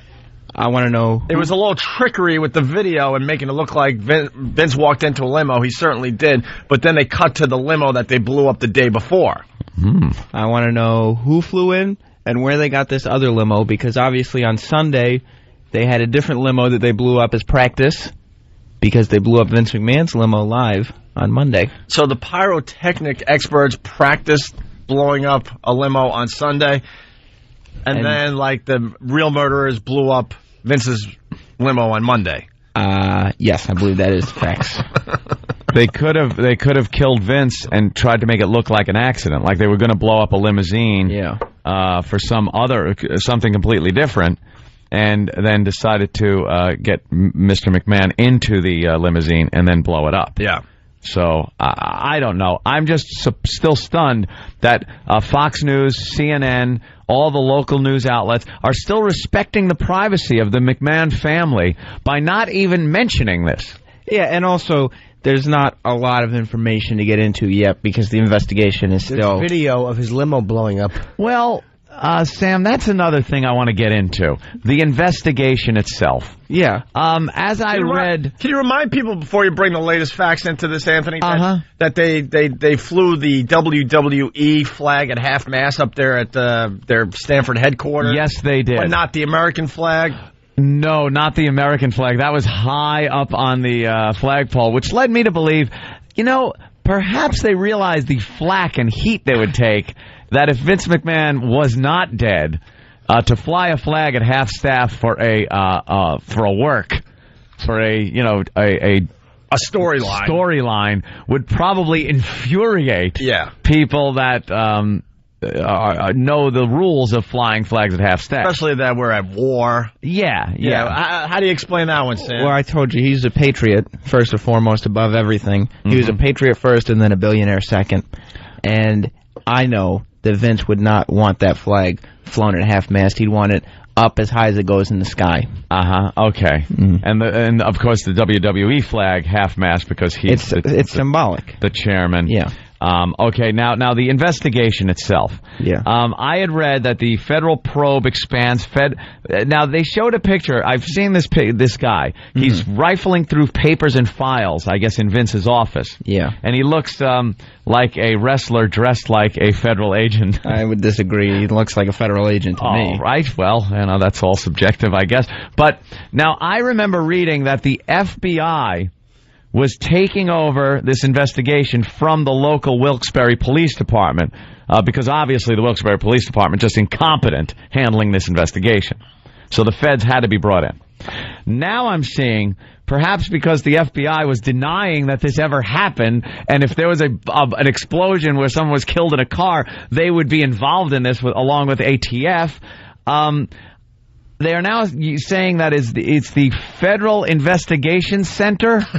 Well, they've kind of switched. They've kind of switched that from the FBI. Now that kind of leads me to believe, just little. I'm being open-minded here, that the FBI called up the WWE and said, Could you not say the FBI is involved in this because we're not? Yeah, we don't want to be involved with your shenanigans. With your all right? Shenanigans. You do whatever you want, but don't say that the FBI is involved. How do you explain that one? We're trying to work on like anti-terrorism and things like that. We don't have time to field phone calls about Vince McMahon and his exploding limousine. And his fake death. So now it is the Federal Investigation Center. FIC is in charge of the investigation. Sam? Obviously happened was that the FBI was getting nowhere. You know, nothing has happened since Monday. All right, so they had to bring FIC in. And people are calling them and saying, what's the word? And they don't know, so they're making things up. And we have to bring in other federal authorities to really... All right, Sam, you just said that. Now... Give us some background on FIC. Yeah, do you know anything about investigations have they done over the years? You know something? There are also 20,000 shows over the years about every law enforcement division ever in the history of law enforcement. I've seen everything from just ordinary beat cops to the most, like CSI, those kind of shows. Where it's very involved, forensics. We've had Quincy doing medical examiner. I mean, every aspect of law enforcement has been covered. The FBI has been covered in shows, the FBI and the X-Files, things like that. I mean, you name it, it's been covered. I've never seen the FIC show. Well, I don't have any formal information, but it's my understanding that this is a very secretive group. Well, then why are they brought in on the WWE investigation? To comfort people who realize that nothing is happening and something has to happen because we don't even have a body yet. Boy, why would the FBI crap out? They never just go, look, we give up in a week. It's only been like a week, yeah. I don't think they gave up. I think the investigation was taken away from them by the Federal Investigation Center. By FIC. FIC came in. So it was like that South Park episode. Yeah. All right, we're in charge now. Yeah. What? And the FBI's You're off the case. And the FBI is just going to throw their hands in the air and go, okay, we're out of here. I guess they know that FIC is above them. We got the head FIC, I don't know, guy here, Daniel Beck. Is anyone above FIC in the federal government as far as investigating? What about the CIA? Probably not, because I've heard of the CIA. Oh, okay. And since you haven't heard of FIC, they got to be higher. Okay. Well, we got the head of that, Sam. We got the head of FIC making a statement from the FIC Center. FIC Center. It's in Atlanta. It's in Atlanta? Yes. Of course. They're all in Atlanta. How about that? Okay. Here's what he has to say about the investigation. My name is Daniel Beck, and I'm the federal investigator in charge of this case. Unfortunately, this is still an open investigation, so we will not be answering any questions relating to this incident at this time. Thank you. We need answers. We need answers. What reporters? We need answers. Was that the media? It's frustrated reporters. Well acted. I didn't realize they got Steve to play one of the reporters up there. Well, Stanford. Actually, the guys that were the reporters somehow were all bigger than Steve. Yeah. And we're working out. I guess writing on with a pencil on a pad really works your biceps because these reporters were huge. They're the best of the best. Really were huge. As a matter of fact, if they lose their jobs as reporters, I think they could be wrestlers. I really think they could be wrestlers. As long as somebody's alive to hire them. Okay. I'm hearing they're looking at King Kong Bundy. Is this true? He's a possibility. He's a possibility, He's a possibility. Any other real solid suspects or persons of interest, as I like, does FIC call them that? Because I know the FBI... Again, we don't know a lot about the Federal Investigation Center. Like the Illuminati. Yeah. And why can't they find a body? Not even a piece. Yeah, nothing. Well, all the eyewitnesses talked about how extremely hot that fire was. And apparently it was so hot that his body was completely... We got the fake eyewitnesses. Well, that's not what they were described as. We got the fake eyewitnesses. Eyewitness accounts. And they're all truck drivers. Truck driver. That worked for WWE. Well, yes, they do happen to work the TV trucks. Because that's where his limo happened to be parked. Great. We got truck driver 1, truck driver 2, and truck driver 3. These are our are eyewitnesses. How about cameraman one that was videotaping the whole thing? Yeah. What about him? I think he's one of the best eyewitnesses. Because all I hear from the truck drivers, and you'll hear in these clips, is how they felt an intense heat. Yeah. Get the interview from the cameraman, and he'll say, here's what I saw. Right. They told me to stop filming the limo after Vince McMahon got in. Then at that point, we cut to the limo that we blew up the day before. Sam, comment on the cameraman? My guess is they're probably in custody. Oh, they are really? probably under a gag order of some sort to not talk about the event publicly. Charlie and Philly's asking if David Caruso is the lead investigator of FIC. No. Well, Frank, it seems this situation's getting hotter and hotter. Yeah! All right, here we go. Here's one of the eyewitness accounts. It was the end of the evening. It was a little longer show than we normally do. It was about 3 hours. I was up on the back of the truck starting to unplug some of the satellite trucks and some of the sound gear, and all of a sudden the sky lit up like a volcanic eruption. There was heat that could be felt, and there was this huge eruption, and it was the limousine exploding, not maybe 150 feet in front of my truck. You could actually feel the heat coming off of the paint as it burned on the car. Now, I've been studying the video for a while now, and we had Taz on the phone. Yeah. Because we're doing our own investigation. Oh, yeah. And Taz was concerned about his own car that was parked about 70 feet away from the exploding limo, right? The video I'm watching, there's not a car to be seen for about a mile. Obviously, Taz was confused. Yeah, okay. Oh, Taz can be confused sometimes. And we've been backstage at some of these wrestling events. They all crowd into a little area with their own cars, you know, the Vince limos, and the wrestlers come in in their SUVs. The fans actually line the drive out. Yeah. And they cheer at some of the wrestlers who drive their own vehicles and stuff, and then the limos that pull out. So why was Vince's limo so far from anything? It pretty much looked like it was in an open field there, Sam, which is impossible if you've ever been to a wrestling event. Yeah, there's a big chain link fence behind it, and I don't think you'd park a limo there. Why wouldn't Vince want the limo in the venue? Well, ever since losing his ECW world title, Vince has been somewhat despondent. Yeah. And so it wouldn't surprise me that he's been doing things as far away from other people as possible. Sam, you bring up a good point. Yeah. Could this, now I hate bringing this up, I know how you feel about Vince, and if the McMahon family is listening, I want to voice my apology for even saying this. Is suicide a question here? I don't even want to talk about that. Okay. I don't even want to understood. begin to think about that. Or maybe Vince finally realized that he looks completely ridiculous with that shaved head of his. Those hairs growing in. He's in the middle phase. It's not working out. And he's so vain, we all know that he probably decided, you know what, I'm going to take a month off, 10 in the Bahamas, my hair will grow back, all will be good with the world. You're so cynical. I mean, he wouldn't have blown up in his limo then. Yeah. Here's another eyewitness account. Well, I was sitting in my truck, getting ready to begin loadout, and out of nowhere, a flash of light came over the bumper of the truck, and a huge explosion that shook the truck back and forth. Hopped out of the truck, and I could still feel the heat as the ball of flame was rising into the air. It was burning the hair on my arm. There was nothing we could do. We tried to get close, and we just couldn't get close enough to do anything. Guy's believable. By the way, an American flag is not allowed to be flown at half-mast without a government proclamation. Right. And since he's only presumed dead. And finally, the last eyewitness account. We got to take a break here, but standing out back of the arena with the rest of the truck drivers, waiting on the show to let out, waiting on time for loadout, everybody to get their stuff and get the heck on. So we're standing there. All of a sudden, Mr. McMahon comes out, gets in his car, and boom, the whole thing blows up. It was absolutely the largest explosion I've ever seen in my life. Glass everywhere, doors off, hood up, trunk back. It was a disaster. Standing there looking at everything. I have never seen anything like that before in my life. He's basically admitting that the experts did a great job blowing up the limo. Well, that's not what he said. The day before Vince got in it. Well, it is confirmed that a criminal party engineered the explosion. The next question to answer is how the scheme was carried out. To fill in the blanks regarding the specifics, WWE.com contacted Patrick C. Riggs, a veteran explosives expert from Brooklyn.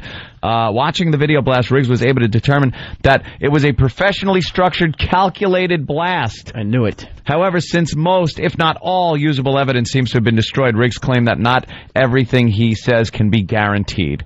Whoever did this knew exactly what they were doing. No amateur would have had the knowledge to create an explosion of that intensity. Without prior experience and knowledge of explosives, such a blast could not have been constructed so precisely. So, which wrestlers have experience in explosives? Now, that's where they should be looking. Maybe that's where Fick is looking? I would assume that's exactly where they're looking. All right, Sam. We should interview the guy that runs Ted's Dangling Left Leg Shop in Wilkes-Barre, Pennsylvania. Fake legs. Specialize in dangling left legs. and dummy legs. A store full of dummy legs. All right, Sam. So enough. And then we got the fans now coming out of the woodwork, and they're so distraught they're falling over. I saw that this morning, Anthony. Oh, people are just distraught. They've set up like a little memorial with pictures, flowers, teddy bears. At Titan Tower there. At Titan Towers, of course. Yeah. They've set it up. People have come from thousands of miles away.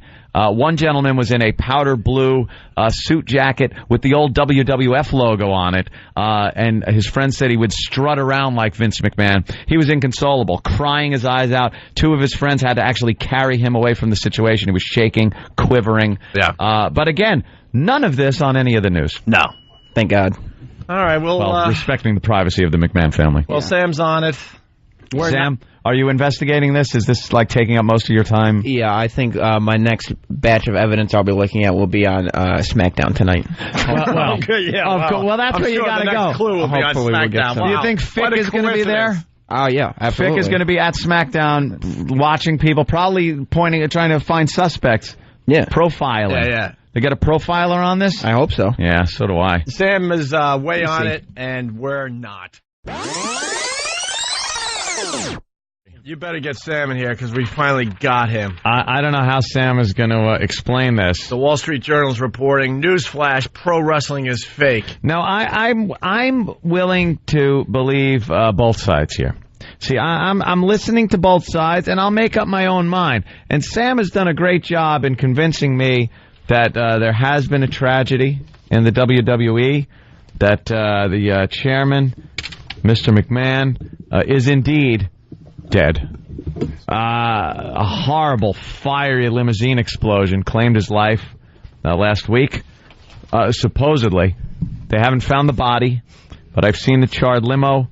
I saw the explosion. I saw him get into the limo. You saw that big sport coat laying in the road? No, they have not found anything. That giant jacket. I liked him in the 70s when he was all roided up. He had that big neck. Size 63 shoulders. Giant. And a 27-inch waist. Yeah. Hanging with Lyle Alzado. Dude, the video clip. They blew up his limo after he got in it. But all of a sudden, like, his foot was in the limo, and then it came back out, and it was dangling like a fake foot. And then went back in, and then the limo exploded. Opie's with the fake foot theory. The Super Dave Osborne. Yeah. Foot. Super Dave.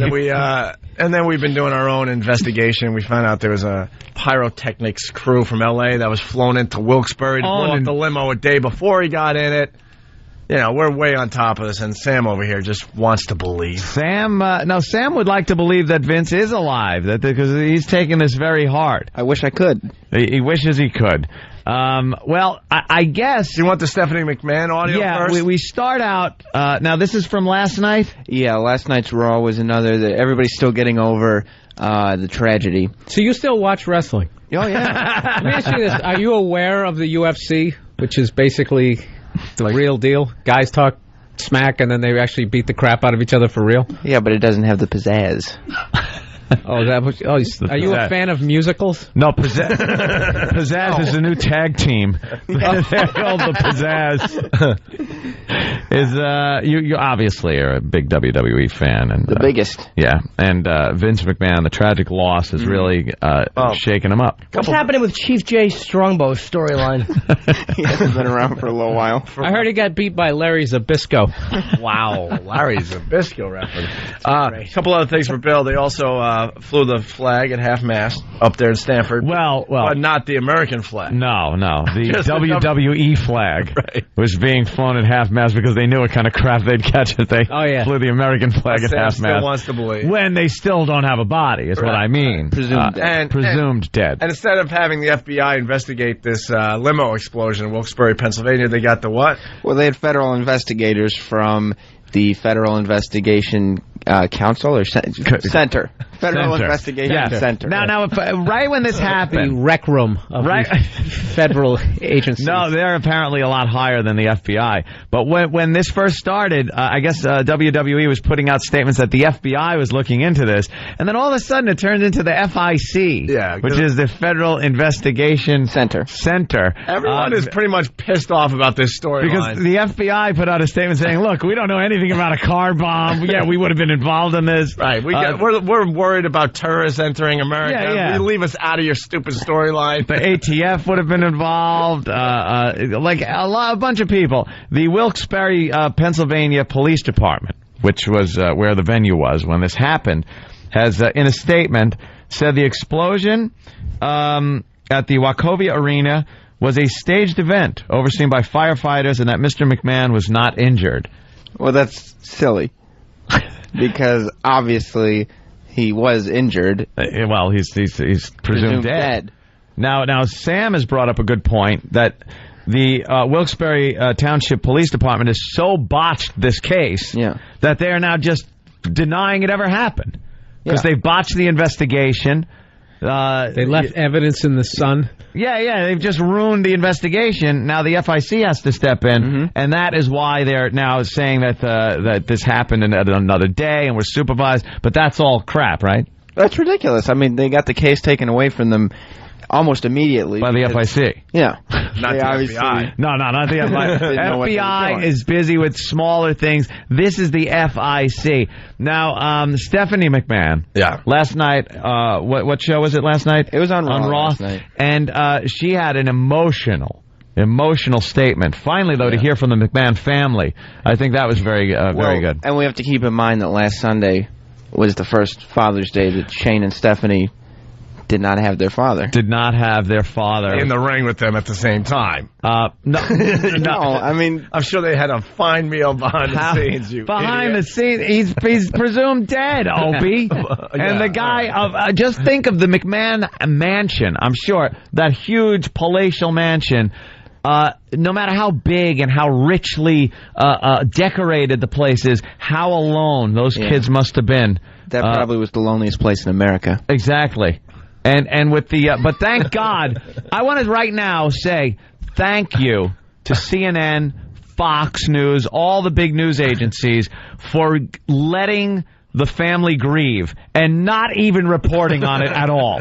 The fact that a chairman of a company was blown up in a limousine, and it didn't, they haven't even touched the story. By one of his employees that is still on the loose. And they've given this family the privacy that they never give people. Well, they asked for the privacy, and the media said, all right, we'll give you your privacy. For the first time ever in the media's history, they decided to give the privacy. Sam, do you have an explanation as to maybe why these news agencies would give the family this privacy? Well, they saw the way the Wilkes-Barre Police Department flubbed to the point that they're denying it ever happened. Yeah.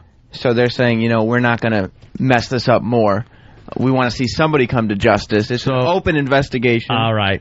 And obviously, we saw on television last night that the investigators are questioning people. All right, now, that got me, too. Before we get right to the tape here, the investigator from the FIC was at SmackDown? No, at Raw. At Raw, I'm sorry. He was at Raw conducting the investigation? Yeah. Now, why wasn't he at FIC headquarters, like in an interrogation room, maybe questioning suspects like Mick Foley? Yeah, with some phone books and some rough Instead of lighting. having ringside seats. Yeah. I see Bobby Lashley as a big suspect. I'm putting my money that Crime Time had something to do about this. Crime Time, by the way, my newest favoriteest tag team ever. These two, they're two black guys who apparently own items that were stolen from Mr. McMahon.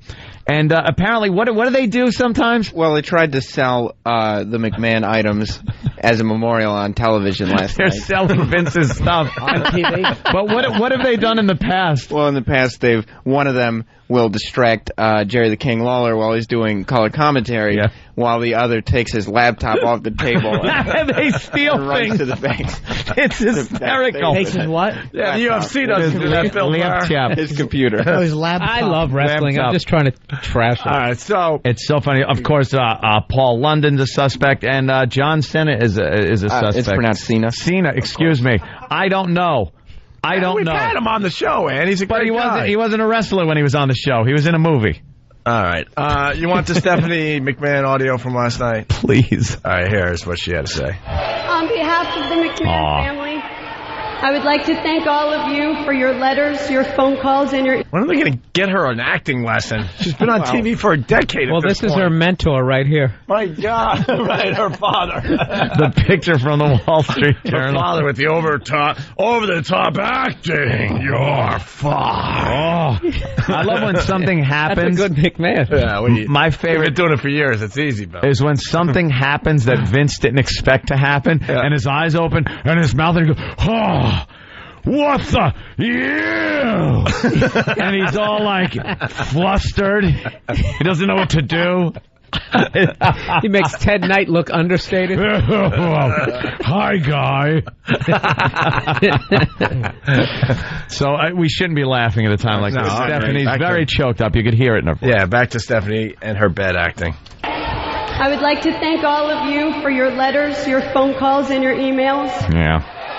While your sympathy was sometimes surprising, you have no idea how much it meant to me and my family. Mm-hmm.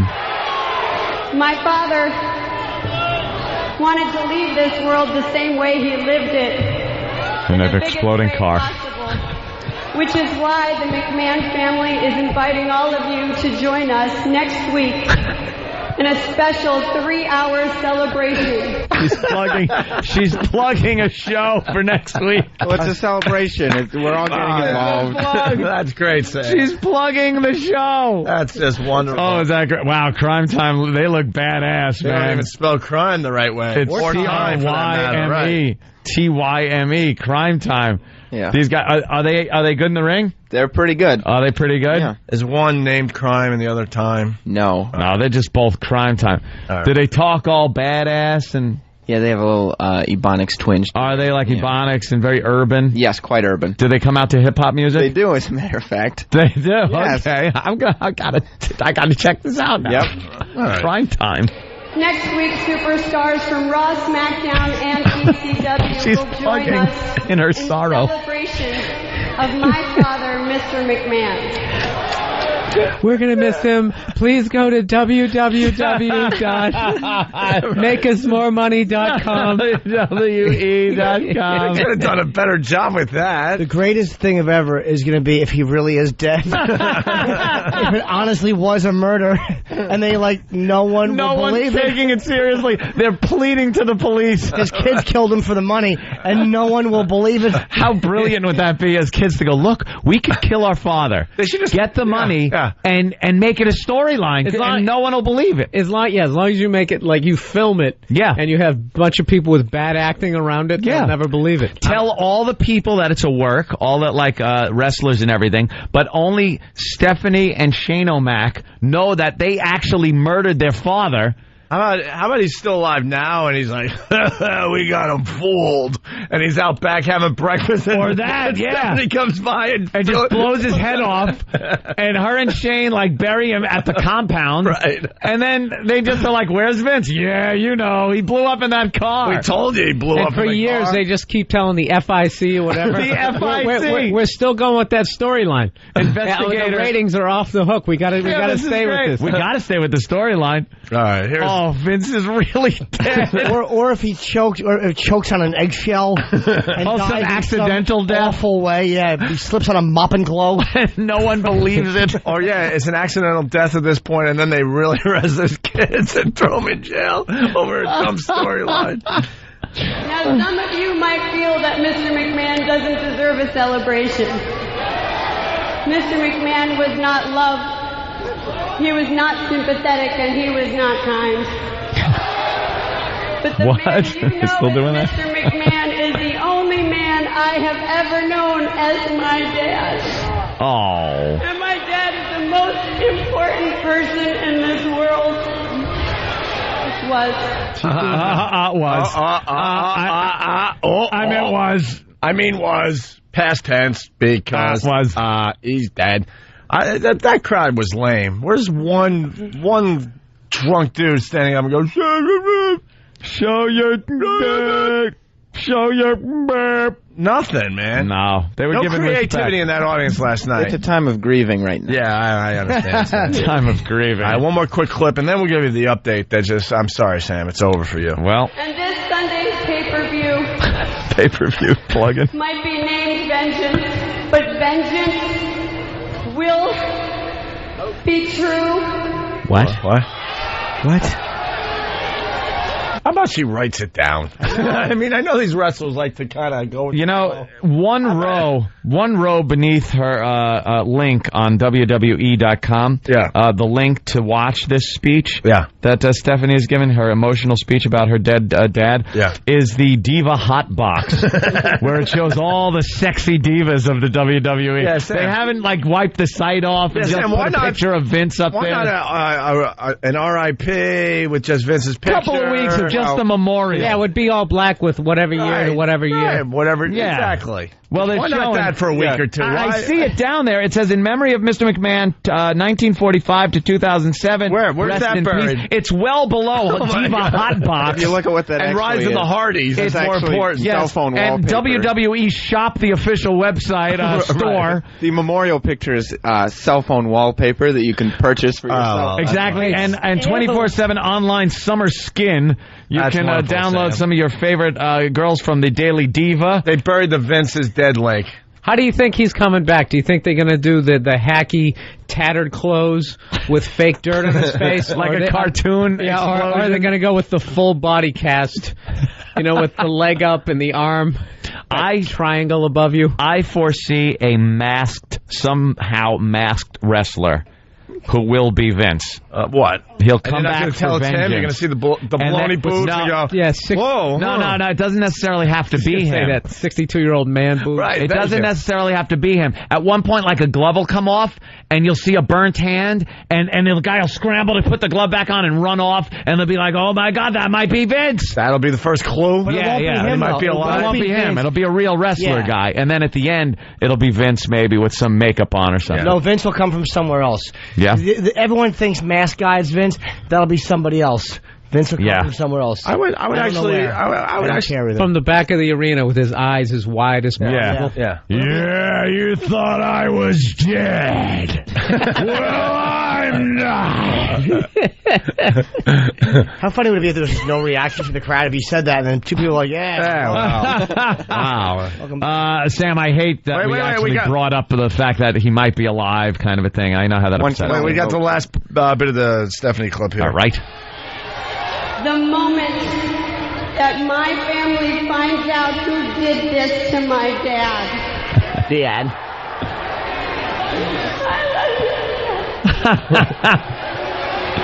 Aw. She dropped the mic and walked out. Wow, yeah. She just was overcome with grief. Right. Just in case one of the wrestlers dies, she doesn't want to be accused of murdering them, thinking that that wrestler and these wrestlers drop off, you know. I mean. And her motivation to get the real tears going was how bad she sucks at acting. I just look so bad acting. All right. Good. I can't get out of this. This just came in now. This is a news flash. I imagine that Vince is going to be on TV by the end of the week because now he's messing with the stock. And that's not good. In staged limo explosion, publicly traded WWE gets away with murder. And it says at most companies, the execution-style murder of the chairman would be a cause for alarm. At World Wrestling Entertainment, it's just another day in the ring. In a news release put out on Business Wire and fed into the company research pages on websites including Yahoo, TheStreet.com, and WallStreetJournal.com, wrestling promoter WWE reported that at the end of Monday Night Raw on USA Network, Chairman Vince McMahon's limousine suddenly exploded after Vince McMahon got into the vehicle. The release adds, quote, although full details have not been disclosed, initial reports indicate that Mr. McMahon is presumed dead. An official investigation into Monday night's event is currently underway. Throughout the night, people from Mr. McMahon's past, from Donald Trump to Snoop Dogg to Bob Costas, Stone Cold Steve Austin, had less than flattering things to say about the WWE chairman, but would go only as far as to, but would any go so far as to actually blow him up? Would they? That's the question I'm asking. Exactly. Police in Wilkes-Barre Township, Pennsylvania, in a statement said the explosion at the Wachovia Arena was staged, overseen by firefighters, and that Mr. McMahon wasn't injured. A quote, contrary to what is being reported on Internet websites and other media sources, unquote, is what they're saying, that this is a staged event. The WWE had no public comment beyond what was in the release. So what they're saying is, and they have a picture of Vince with his eyes open real wide, his mouth open, and it says, Vince McMahon, if it were any other firm, the SEC would howl, the Security and Exchange Commission. If you said, like, out of nowhere, that the chairman of a big company was blown up and murdered in a limo, it would affect the stock price. And the SEC would get involved. And they would absolutely get involved if you were staging this and saying he's dead. And that's the thing. They're not... I bet you they're doing a rewrite in Stanford behind closed doors. Like, oh, wait a minute. We're in trouble with Wall Street. This could affect my money. I'm alive. Or there'll be a videotape or something. He's kidnapped or something. They'll be so they can keep the storyline going. He'll be in like in a dungeon somewhere. Yeah, you gotta help me. What ransom? Yeah. Buy. I mean, sell. Buy. Sell. Or they'll email his finger like that awful bad guy from Escape from New York. He was like, trying to be creepy, but he was dressed like he was in a Pat Benatar video. The guy that bought the president's brain, he was supposed to be like really frightening, just a douche with frosted hair. Brain. What an ass. Hey, let's go to Long Island. Rob, real fast. Hey, what's up? Yeah, how strange and funny do you think it would be if, like, Vince McMahon right now is in Aruba and he dies in a parasailing accident? I don't think they would explain that. And he gets eaten by sharks. Well, he just goes missing. Yeah.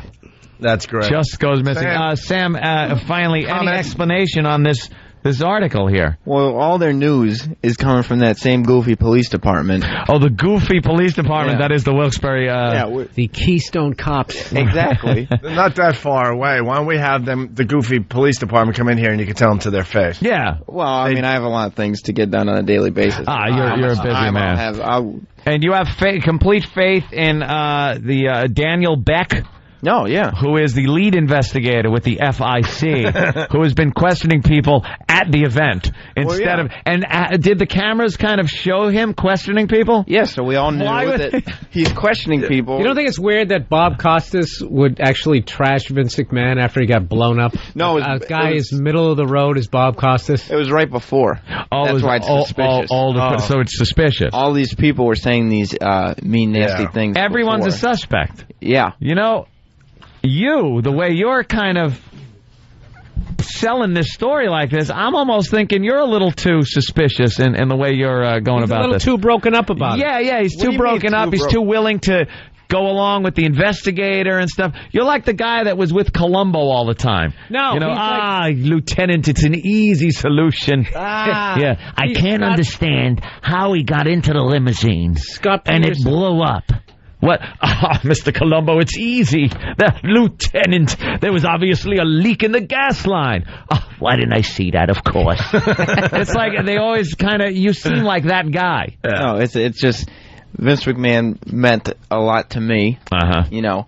I'll get him a tissue. God damn, he's tearing up. And I just want there to be somebody, because other media outlets are completely disrespecting the whole event.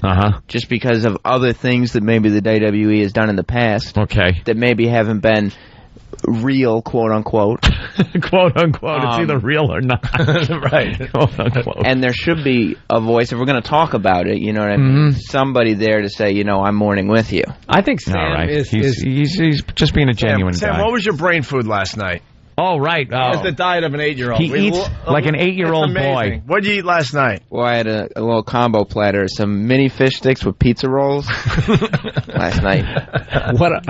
He eats like he's 8. We learned that his diet is of an 8-year-old. And a big glass of milk, right? Yeah. So milk, fish sticks, and what? Pizza rolls. Pizza rolls. Any dessert last night? Milk and fish. Did No, not you last actually night. make it to the toilet or just stay there on the couch? He never disappoints, man. His diet is amazing. I want to talk to his girlfriend and see if she finds it. Will Jess come on the air? Yeah. We like Jess. I would love to ask her questions. She's about hilarious. Your diet. Yeah. Yep. All right, we'll take a break. Bill Burr at Comedy Connection at the In end 2 of the weeks. week. Yeah, last weekend in June. On Iraq's screen over What there. happened? Oh, yeah, we'll play that. Yeah. Comedy Connection in Boston, June 28th, 29th. Great. More with Bill Burr after the break. Sam, maybe we'll talk to your girlfriend for the first time. And we got... Don't get too choked up at this. We got the late Vince McMahon as we go to break. This is Vince McMahon of the WWF, and you're listening to the greatest tag team in radio, Opie and Anthony. Breaking news. Vince McMahon is officially not dead. No, I'm not believing it. Boy, we were having a lot of fun with the whole Vince McMahon is dead thing, with him blowing himself up in his limo or whatever, someone blowing him up in his limo. Sam wanted to believe, and he really did, and it was just done very badly. Yeah. Everyone knew he was alive. It was a gag.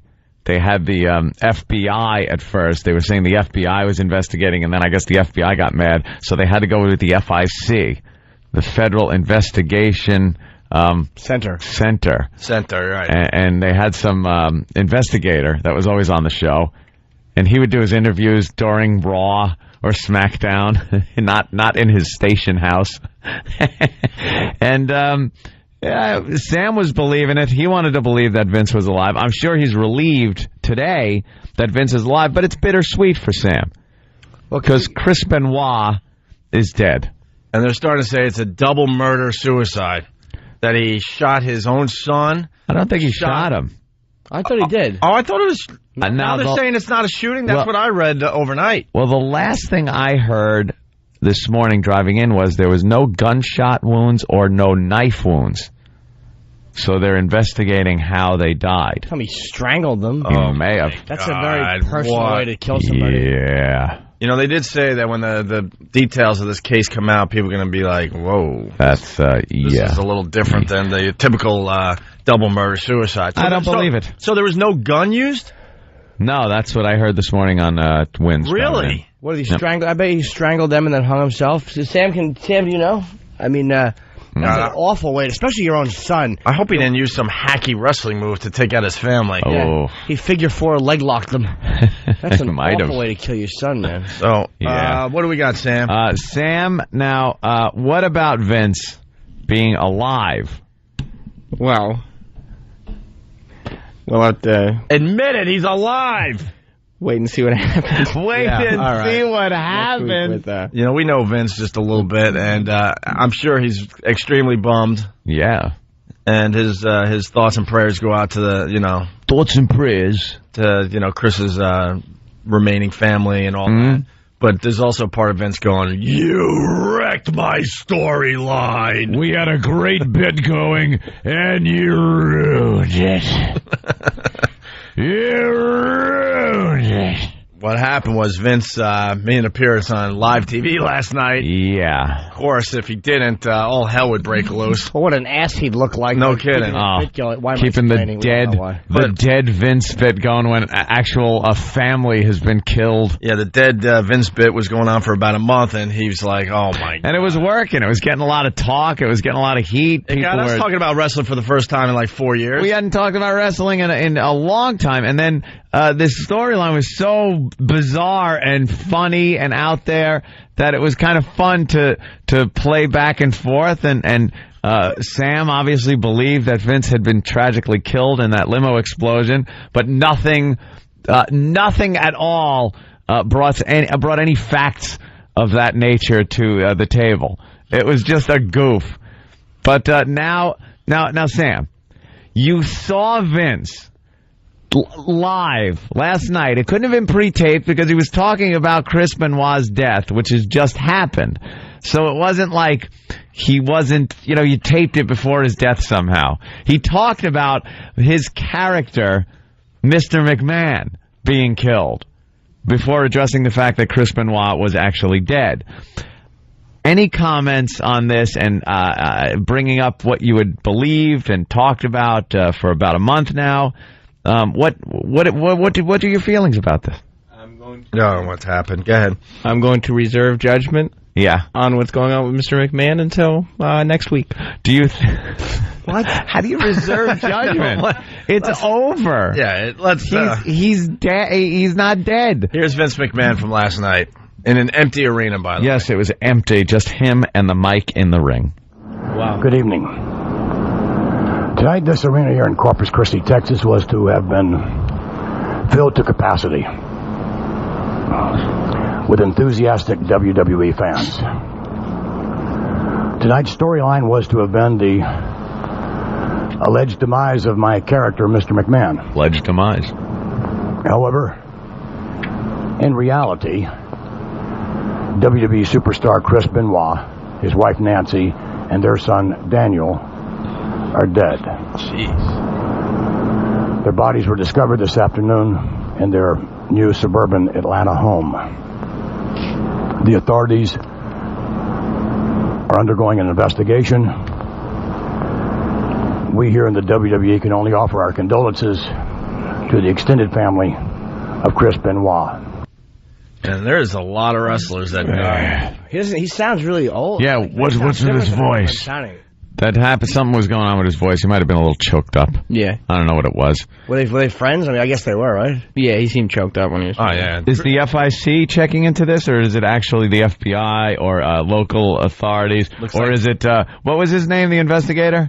Daniel Beck. Daniel Beck. Is Daniel Beck from the FIC going to be questioning wrestlers? No, Daniel Beck is back in his cubicle doing, working on marketing ideas. I think Daniel Beck sales pitches. He's back behind the scenes. Yeah. I think the FBI said, all right, we'll take it from here, guys. Thank you. He's back in accounting at the WWE building. Exactly. Sam, are you thinking, though, Sam is trying to, are you thinking that they may have done something? It's like when they mash up a Bush speech and they make it into a U2 song, where they take a bunch of different clips and they kind of make it into something like that. Are you saying that this is some sort of a creation of computer people? It didn't sound like Vince. Well, he did sound different. I mean, basically, you're saying that this is an old clip of Vince that they used and dubbed over words? I mean... I'm just saying you never know what's going to happen. Oh, shut up. It's over. You don't need to keep this storyline going. No problem. We'll come up with some new ones. Get out of here. Get out of here. Your bit got ruined. You had a good bit going. You had a great bit, a lot of visibility. Every week you're on. Airtime. Oh, it's over. You got to be bumming. It's over. We'll find something else for you. Here's the second half of Vince's announcement last night. And the only other thing we can do at this moment is tonight pay tribute to Chris Benoit. We'll offer you some of the most memorable moments in Chris's professional life.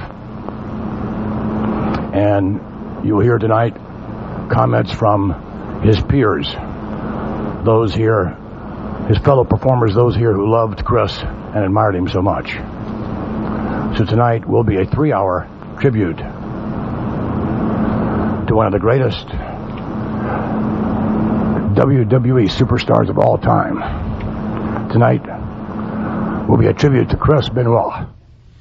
Yeah, he was kind of getting a little misty-eyed. Oh yeah, he's been with the organization for a while now. So Vince has seen a lot of doom and gloom. Yeah, with his peeps between the steroids these guys have taken that have ravaged their bodies and suicides. Have there been other suicides? Oh my God, there's so many wrestlers that have died. Someone turned me on to a website. I don't have the address right now, but it lists all the wrestlers that have died wrestlers in the last 10 years. It's mind-boggling. Wow. It's mind-boggling. So a lot of them just get their bodies to a point where they just can't hold up with the steroids and everything. They wind up getting tumors.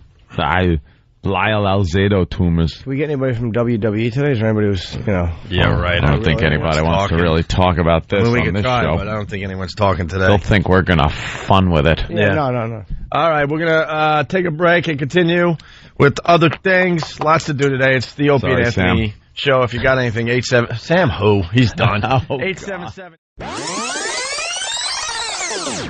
So Vince McMahon had to change his tune because on Monday he was kind of praising Chris Benoit's career, and they did a whole memorial to him, a whole 3-hour special, right, Sam? Yeah. And then these details are coming out, and then Vince is like, whoa, we got to distance ourselves from this guy. Yep. So he went on TV last night and had this statement? Yeah, he did. This one was a pre-taped one. It wasn't in the ring, but he put it on right before ECW came on last night. This guy's an ass. I hit the button at the exact same time, and I really thought Vince really? said that. And I'm like, wow. I love the Vince. Good evening, ladies and gentlemen. I'm somber. Last night on Monday Night Raw, the WWE presented a special tribute show, recognizing the career of Chris Benoit. However, now some 26 hours later, the facts of this horrific tragedy are now apparent.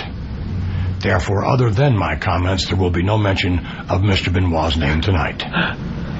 On the contrary, tonight's show will be dedicated to everyone who has been affected by this terrible incident.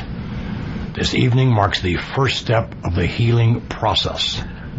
Tonight, WWE performers will do what they do better than anyone else in the world.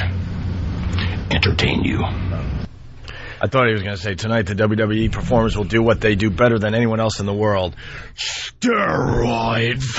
Die. That was a good way to handle it, though. Yeah. Come out and acknowledge it like, all right, look, 26 hours. I like that. Yeah, man. Vince ain't afraid of coming out and laying it out there like that. But like, yeah, this guy killed his wife and son. We didn't know. Yeah. Now address it. I like that, Wish we could have taken away the tribute. Yeah. We look like asses. You made me look like an ass. What's up, E-Rock? What do you got? E-Rock? He's setting up something. I swear we have no idea. We have a little Christmas gift for you on line 10. For who? For both of you. For the show. Oh, boy. It's going to be great. Hello. Hello. Oh, my goodness. It hit me right when Who the hell is this? Excuse me, Mr. McMahon? What? You're on the air. It's the Opie and Anthony show. Big fans, of course. All right, guys. Yeah. You might remember us. You hired us once. Everybody makes a mistake every now and then. But one thing, I never got much closure when the whole XFL pregame show thing, when we were let go, let's say, from that, because I never heard from the boss that we were fired. And I would just love it if you could give me some closure and get rid of us the way you normally do. Yeah, we've been waiting years for this, sir. I would be delighted. Are you ready? Yes, please. You're fired. Thank you, Mr. McMahon. That's not as good as I do later on, but that's way early in the morning. I'm having a phlegm early in the morning. Yes, you sure build some up later, though. That's right. Yeah, we're going to challenge you there, Vince. Vince, you're amazing. You guys making fun of me like that, by the way. It's an homage, No, Vince. I don't appreciate that. I don't sound like that.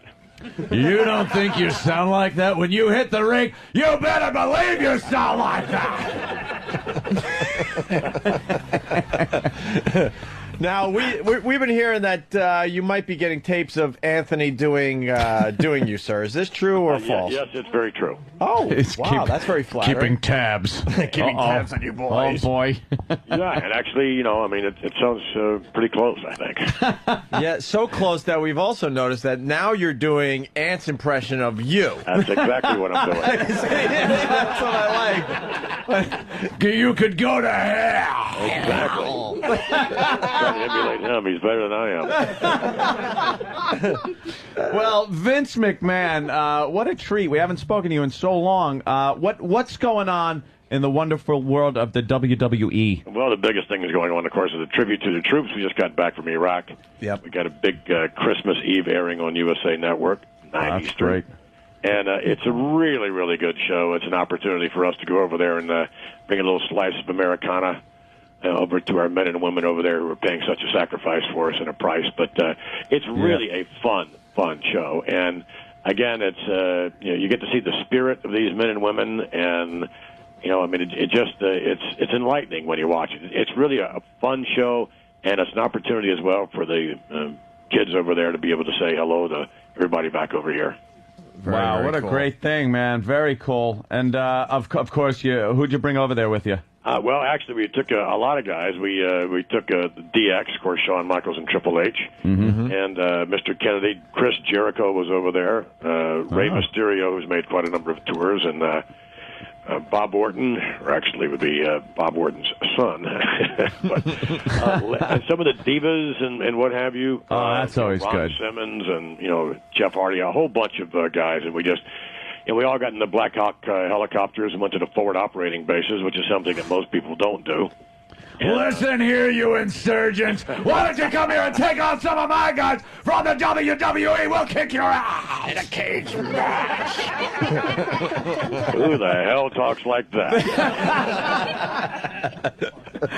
That's a great thing, man.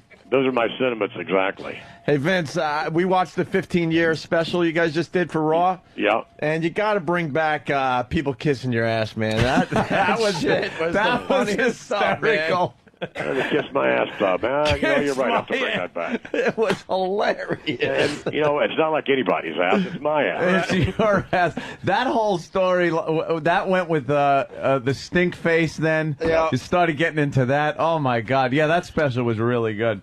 Not too many people knew that my ass did tricks.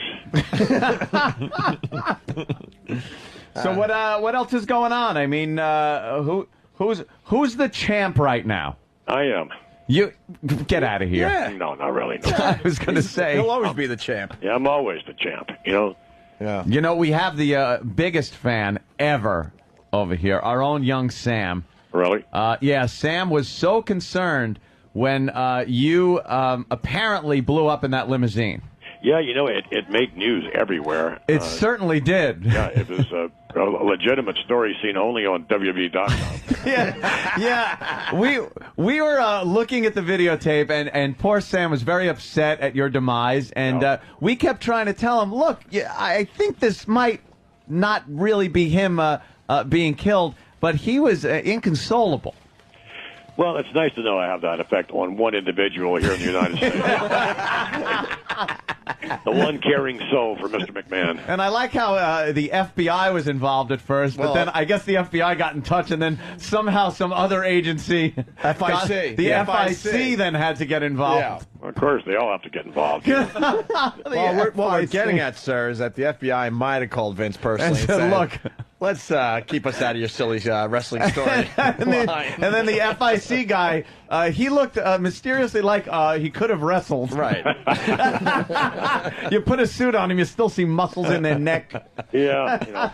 I love you guys, man. That's It's my just favorite part of hysterical. wrestling is when someone gets hurt in the ring and they bring in the paramedics, but they're a little too big for their paramedic suits, and you know that something's about to go down. Hey, it's tough to get paramedics these days. Oh, goddamn, very good. How's the family? Good? Family's great, thank you. We miss all you guys. You guys used to be on our show all the time. Shane and Stephanie and... Well, we got to get back to doing that. We would like that. Yeah, absolutely. Thank you, guys. And thank you very much for all the support for all the many years, and you really know who your friends are when they stick with you like this. And always. And thank you guys so much. And again, the tribute to the troops and the support for that especially. That's our most important show we do. It's even more important than WrestleMania, at least for us it is. Yep. And, again, thanks for all that promotion as well. Oh, no worries. Speaking of our friendship, when is our Christmas gift getting here? We're running out of days. Yeah, we're running out of days. Yeah, we are running out. And I'm looking around. I don't really see Vince present under the tree. It must be there somewhere. Sam got a belt. Really? And seeing the smile on his face was a present enough for me, Vince. Oh, well, see, there you go. Wonderful. Vince, thanks so much for checking in on this last day before vacation, and it's a great thing you're doing with the troops. It really is. Guys. And let's not forget Royal Rumble in January at Madison Square Garden here in New York. Oh, yeah, that'll be a good one. Here in New York City. Yeah, we're coming to New York. We're coming for you, and we're going to kick your ass. Thank you guys very much. Thank you, Vince McMahon, for the WWE. Yeah. All right, bravo. Hey, that was a nice surprise. How'd you guys get that look done? at I pulled some strings. You did Now everyone's trying to take credit. Was that Sam? That was mostly E-Rock. E-Rock? About 99% E-Rock. No wonder he's been all farting and stinking today. He's got nervous belly over this whole thing. He was all nervous. Oh, he's all nervous and just farting and stinking. Although they tipped off their surprise a little bit when both E-Rock and Sam walked in here. Yeah. So there's a guest on the phone. There's a guest on the phone. Guess who it is? Yeah. You didn't gotta be wrestling. I knew before he said a word that it was going to be Vince, because I looked at your face and the smile on there. It was either that or the maker of the PS3 or something. Like wrestling more than PS3. I don't know. All right. Wow, thank you very much, Yes. E-Rock, for putting that together. Cameraman knows what's going on because they got a wide shot. They were focused on the car, on the limo, and then they pulled back for a wide shot for no reason whatsoever. Well, because the cameraman knew what was going on and didn't tell Mr. McMahon for whatever reason. So you would say, question the cameraman immediately. First thing. And who are you suspecting? Hacksaw? Could be Hacksaw Jim Duggan. I don't know why he was there, but I saw him there. And what about the Polish Hammer? What do you think? Ivan Putski? Yeah. He's a prime suspect of mine right now. I think so, too. Yeah. Jimmy, who do you think?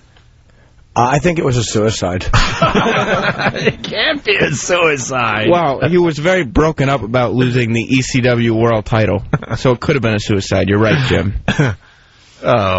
This incident is the first of its kind since the assassination of political figure Orlando Letelier.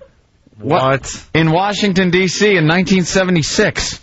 Sources say that given the nature of the apparent car bombing, under law, federal authorities will be called in for more thorough investigation that would supersede local Pennsylvania authorities.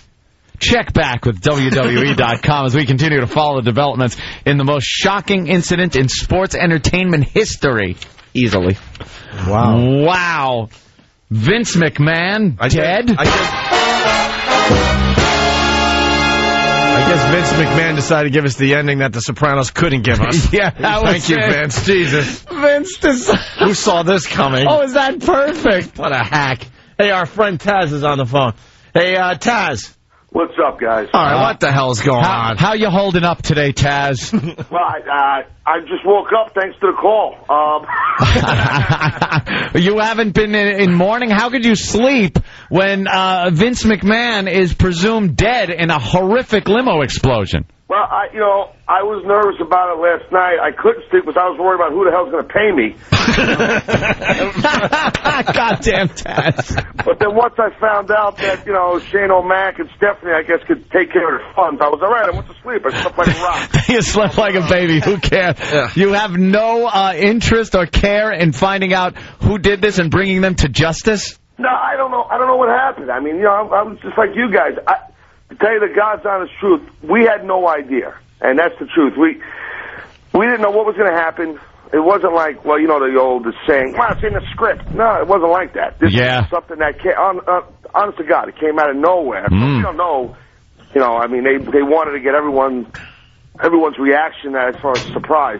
The funniest thing was sitting in... And we got to talk about the death of Vince McMahon today.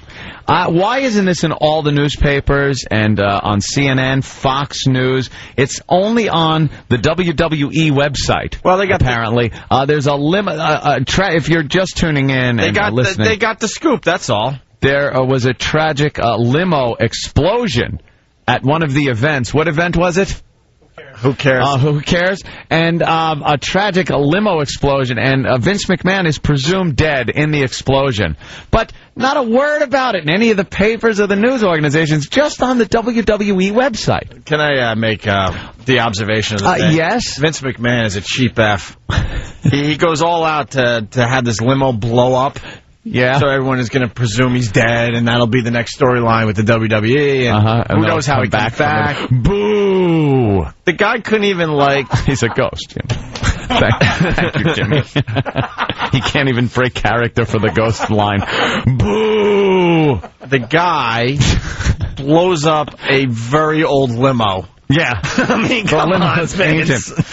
I think I went to my prom in that limo. Right, it's like, come on, man. If you want us to believe that this could possibly be true, why don't you blow up a limo from this decade? Yeah. Yeah, I think that limo at one point had Nazi flags flying from the fenders while it drove Hitler around.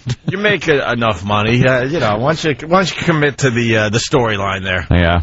All right, it's Opie and Anthony on this. Monday, Wednesday, Friday, Sunday. And then she blows up like Vince McMahon. Yeah, that Vince McMahon video is ridiculous. We were analyzing it the whole commercial break. We are idiots. We're idiots. We're doing exactly what they want us to do. We're analyzing the stupid Vince McMahon blowing up in the limousine video. Yeah. And Opie's come to the conclusion that it's a fake leg. Well, that is sticking out. They didn't really blow up Vince McMahon. Well, if you ask Sam, Sam's convinced. Every time he watches it, Sam goes, "Oh, this is so tragic. Oh, this is terrible." Like, Sam is completely convinced Vince is dead. And now we're trying to figure out who would blow up Vince McMahon. I'm thinking Ivan Putski. Ivan Putski? I'm thinking the Polish Hammer. That's a long-standing grudge, then. I think there's a grudge that goes way back to the J. Strongbow era. That is going back. It was Bob Backlund. Bob Backlund? Bruno Sammartino. Look at that car explode. Never got the respect he deserves and decided to blow up Vince McMahon.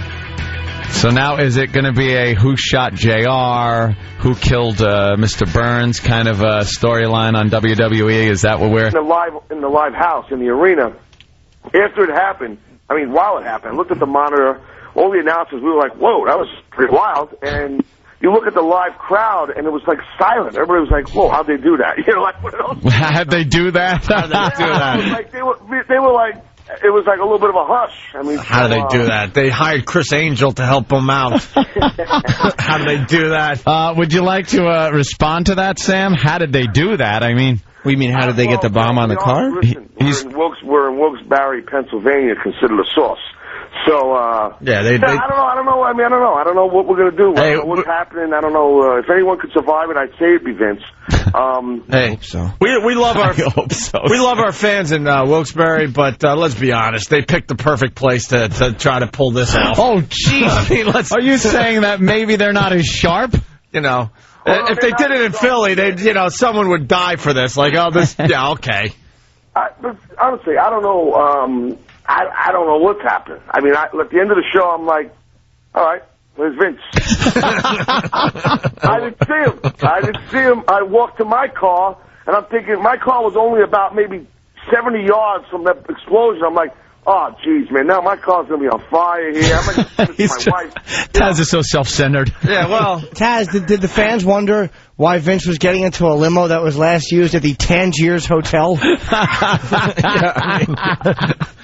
Come on. You might be able to trick the fans in Wilkes-Barre, but you're not tricking Opie and Anthony. Yeah. That limo looked like it's from like 1985. No, I know. Hey, I know you guys are sharp. I know that. that limo stinks. The fact of the matter is that was the only limo in Wilkes-Barre. Yeah. Oh, that's okay. There's only one limo. Well, wow, somebody must have rigged it with explosives, but no body has been found. Now, that's a little odd, but that might give you a little hope there. Wait, tell me what happened. Listen, it's smarten me up. So, what's on WWE.com? Because I didn't see any of that stuff. What did they say on there? Well, they're saying that no body has been recovered from the incinerated wreckage, but they're assuming he's had to have been killed and probably just burnt to a crisp. That's what it looked like. It was a huge explosion. Yeah, well, yes, Sam. We know. We saw it, Sam. We understand. Sam's pretty busted up. The video's pretty hacky because you see Vince McMahon go in and his leg is still dangling. Then the leg goes in, and then the leg comes out, which would be obviously now the fake leg. George's leg from Otto and George pokes out the bottom of the door. Right. You guys sound like you figured it out over here. We could have, Taz. Maybe. You know, we're skeptic. Led to believe. And Iraq, what did you do? Did you email somebody? What was the email? I emailed the WWE to see if Vince could call in to talk about his death. Vince McMahon's not going to call in to talk about his death if he's dead.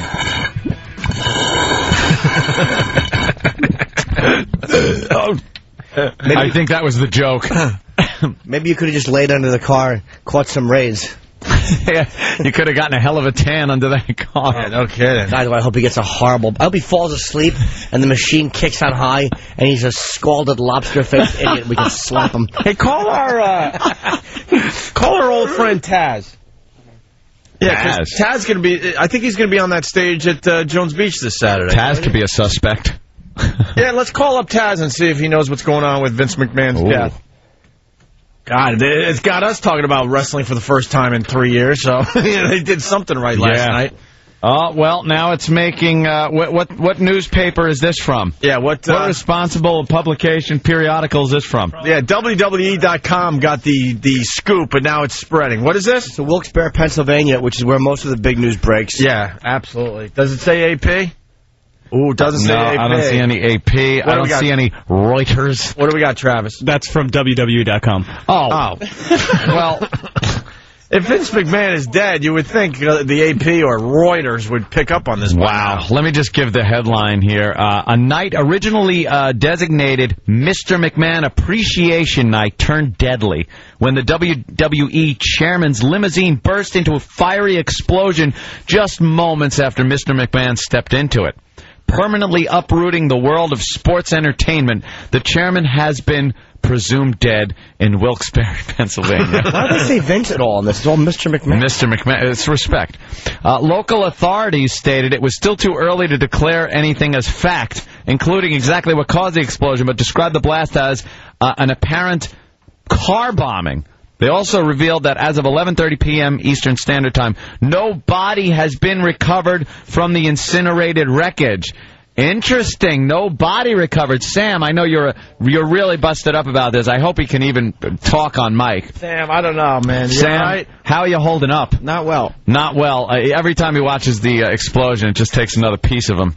The kids all busted up about this. It was supposed to be Mr. McMahon Appreciation Night. Yeah. People were disrespecting him all night. Right. We don't know who it could have been. It was obviously some kind of bomb.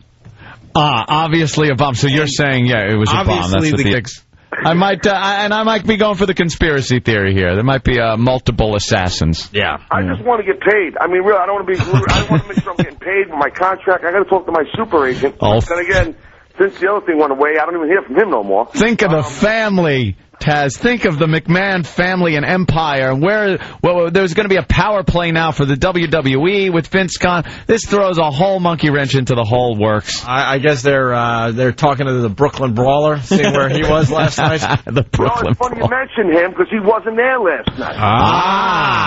All right. Yeah, Anthony, you missed something, by the way. What? Taz, you got the same agent as us, right? Yeah, I do. And he hasn't talked to you since Free FM went back to rock. Yeah, that's pretty true. Yeah. Come on. We share Taz's agent? No, he's got Super Agent Bob Even. Yeah. I think he's dealing with the other guys who are probably still crying in San Francisco. So you know what his closing move is? The sleeper voice.